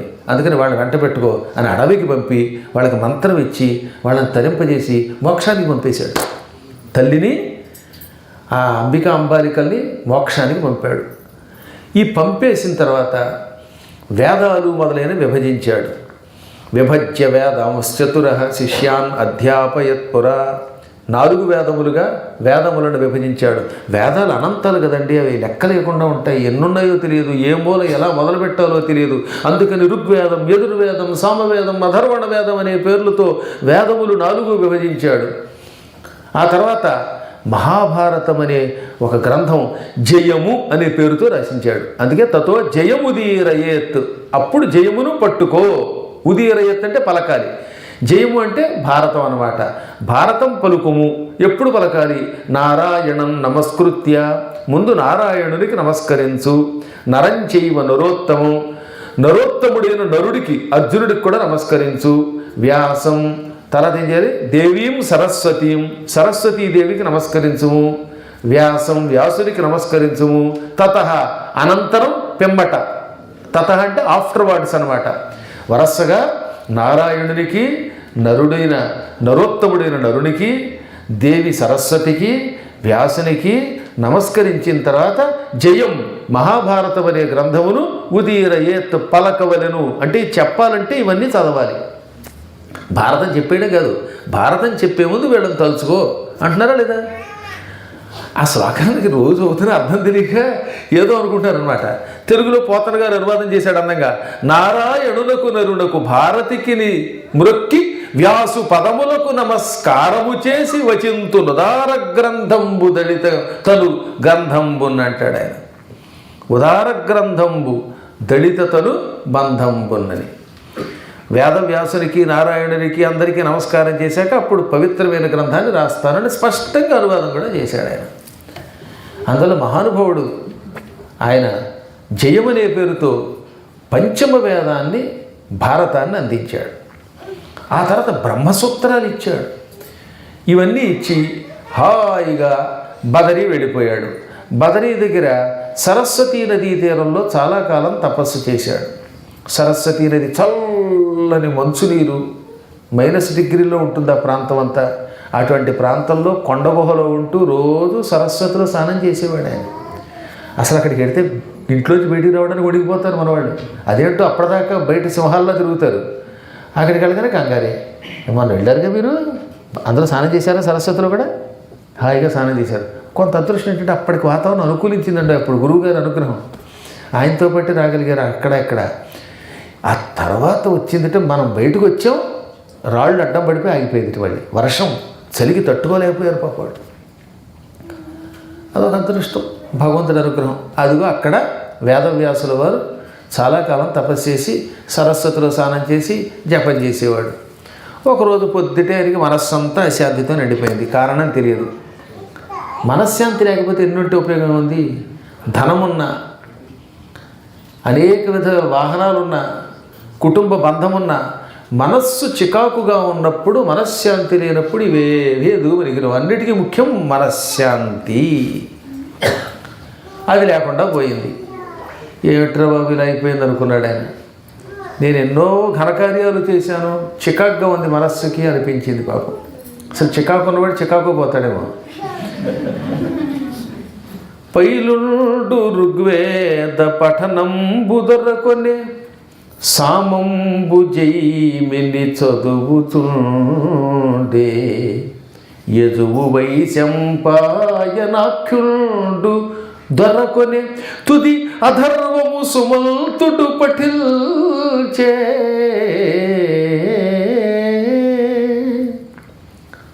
పైలుడు అని ఒక శిష్యుడు ఉన్నాడు. ఆయన ఋగ్వేదం చదువుకున్నాడు నా దగ్గర. యజుర్వేదాన్ని వైశంపాయనుడికి ఇచ్చాను, జైమినికి సామవేదం ఇచ్చాను, సుమంతుడికి అధర్వణ వేదం ఇచ్చాను, పురాణ ఇతిహాసాలు సూత మహర్షికి ఇచ్చాను. ఇన్ని ఇచ్చి ధర్మములు చెప్పిన నేను అశాంతితో ఉంటే ఇక సామాన్యుడికి అశాంతి రావడంలో ఆశ్చర్యమేముంది అని బాధపడుతున్నాడు. అప్పుడు నారదుడు టక్కర పైనుంచి కిందకి దిగి, ఏనాయనా ఇంత బాధపడుతున్నావు ఏమిటని అడిగితే, ఏం చెప్పనండి మనశ్శాంతి లేదన్నట్ట. నువ్వు గురువు గారివి, ఆ సీట్లో కూర్చున్నవాడు, నీకే మనశ్శాంతి లేకపోతే ఇక పిల్లలకేం మనశ్శాంతి ఇస్తావు అనగా అదే తెలియట్లేదు. నా అశాంతి తనకి ప్రశాంతి పొందాలంటే ఏం చేయాలని అడిగాడు. అప్పుడు చెప్పాడు నారదుడు ఏమని, అంచితమైన ధర్మచయమంతయు చెప్పితివి, అందులోన ఇంచుకగాని విష్ణు కథలేర్పడ తెల్పవు, ధర్మముల్ ప్రపంచిన మెచ్చునే గుణ విశేషములెల్నినగాక, నీకు ఈ కొంచెము వచ్చుటల్ల హరి కోరి నుతింపమి ఆర్యపూజిత.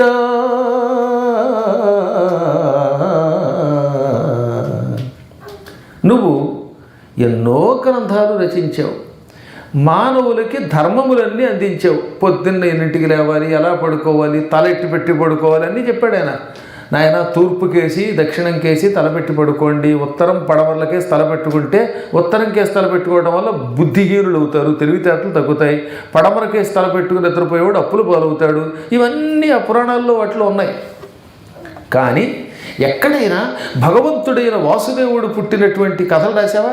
మత్స్యావతారం, కూర్మావతారం, వరాహావతారం వంటి అవతారాలు, అందులో రామావతారం, మరి ముఖ్యంగా కృష్ణావతారం, శ్రీకృష్ణ పరమాత్ముని లీలలు, గోపికలతో విహరించడం, రుక్మిణీ కళ్యాణం వంటి అనంత విశేషాలు, ఘట్టాలు పురాణ రూపంలో అందించలేదు. మహాభారతంలో కృష్ణుడు ఒక పాత్ర కాబట్టి ఆ కృష్ణుడి యొక్క ఘట్టం ఉంది తప్ప అందులో కృష్ణుడి పుట్టుకేది, గోవర్ధన పర్వతం ఎత్తడమేది, కాళీయ మర్దనమేది ఏమీ లేవు. ఇవి లేకపోవటం వల్లే నీకు అశాంతి వచ్చింది. ఎన్ని ధర్మములు చెప్పినా అందులో భగవంతుని గుణములు, ఆయన లీలలు వర్ణించకపోతే ఎవరికైనా అశాంతి వస్తుంది. నీకు ఈ కొంచెం రావడానికి, ఈ కొరత రావడానికి, ఈ బాధ రావడానికి మూల కారణం అందులో ఎక్కడా పరమాత్మని లీలలు వర్ణించకపోవటమే. అసలు గ్రంథం అంటే ఏమిటి? పరమాత్మని లీలలు ఉండాలి. భగవంతుని కథలు ఉన్న గ్రంథం పవిత్ర గ్రంథం. అవి లేకపోతే అది ఎందుకు పనికిరాని గ్రంథం. భగవత్ కథలు ఉన్న గ్రంథం ఎటువంటిదట? కైలాస పర్వతంలోని మానస సరోవరం వంటిది. మానస సరోవరంలో స్వచ్ఛమైన నీరు ఉంటుంది, బంగారపు తామర పువ్వులు ఉంటాయి, హంసలు ఉంటాయి.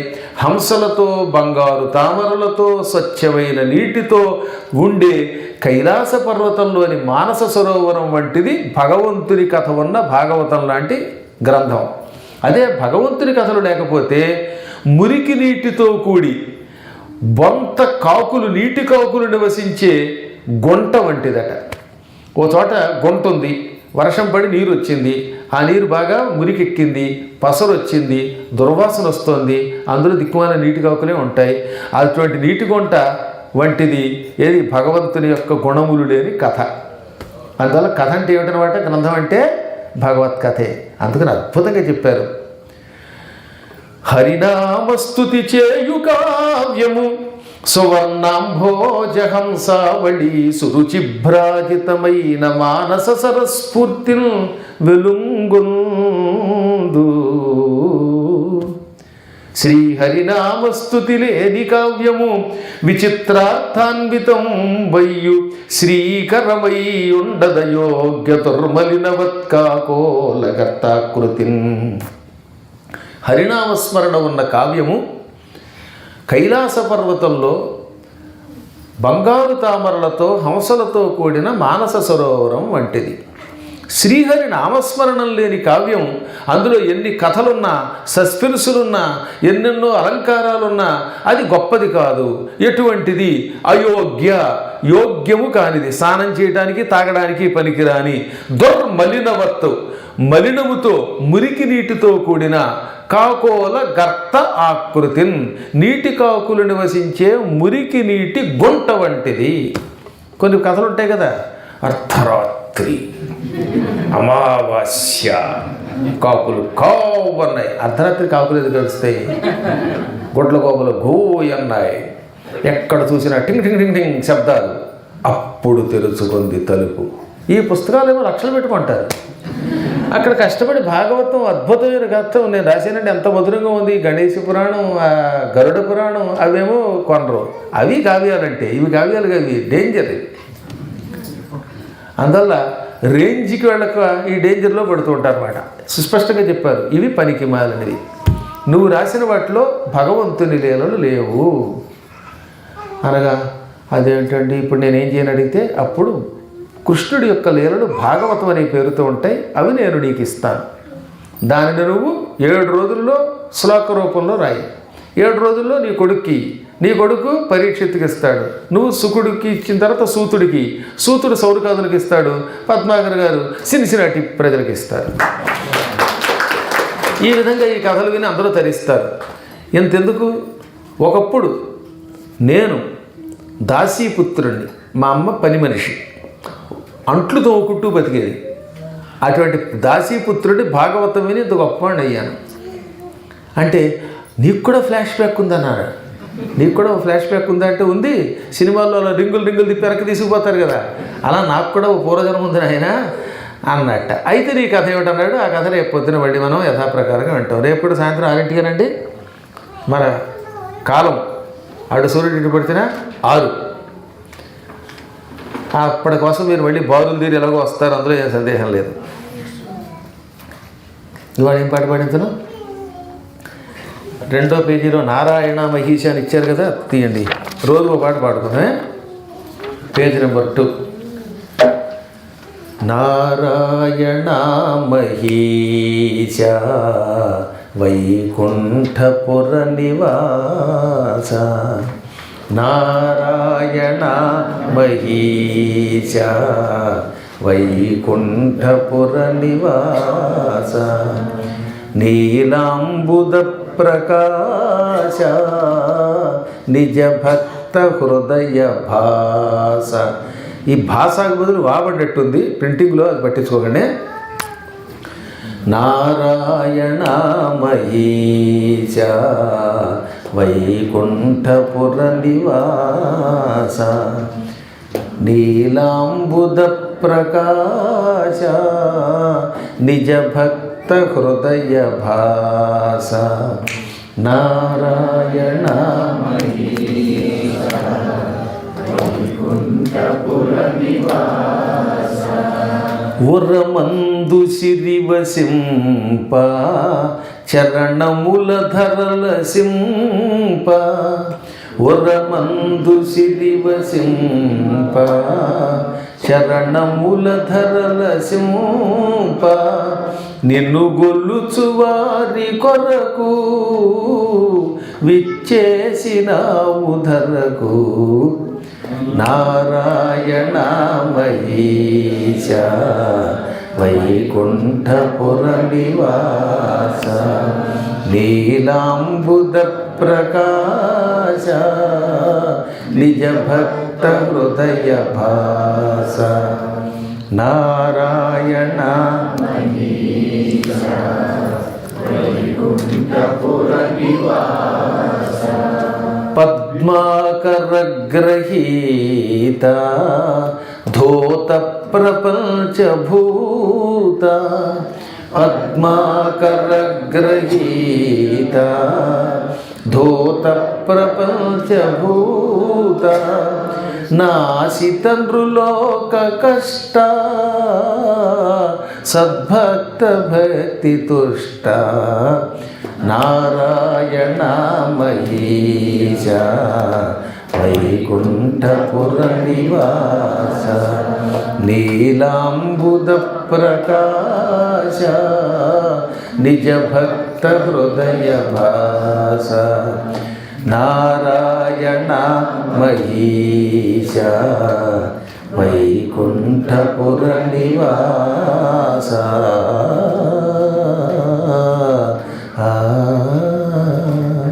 గోవింద. రేపు జనవరి 11 నుంచి 16 వరకు ముంబై నుంచి తిరిగి ముంబై వచ్చేది. 3 రోజుల పాటు క్షీరసాగర మథనం, ద్వారకానగర నిర్మాణం, ఒకరోజు శతావధానం కూడా ఉంటుంది. 5 రోజులు అద్భుతమైన కార్యక్రమం. మొత్తం కార్యక్రమం 5 రోజులు. ఇప్పుడు జనవరి 11 ఆదివారం నుండి 17 అంతే కదా, 11, 5, 16 వరకు అద్భుతమైన కార్యక్రమం. అందరికీ సంక్రాంతి సెలవులు. అదొక అపూర్వ కార్యక్రమం. ముంబైలో బయలుదేరి గోవా, అక్కడ నుంచి గోవా వెళ్ళాక గోవా జ్యూస్ కూడా ఇస్తారట.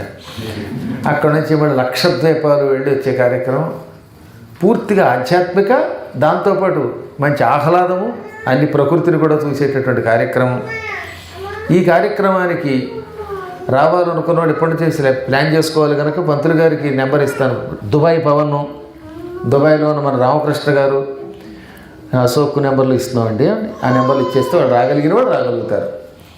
ఈ కార్యక్రమం భారతదేశంలో జరుగుతుంది కనుక ముంబై అన్నమాట. జాలి బొంబైలే మావా ఓ మావా అని పాట ఉండేది మా చిన్నప్పుడు పెళ్లి సందడిలో.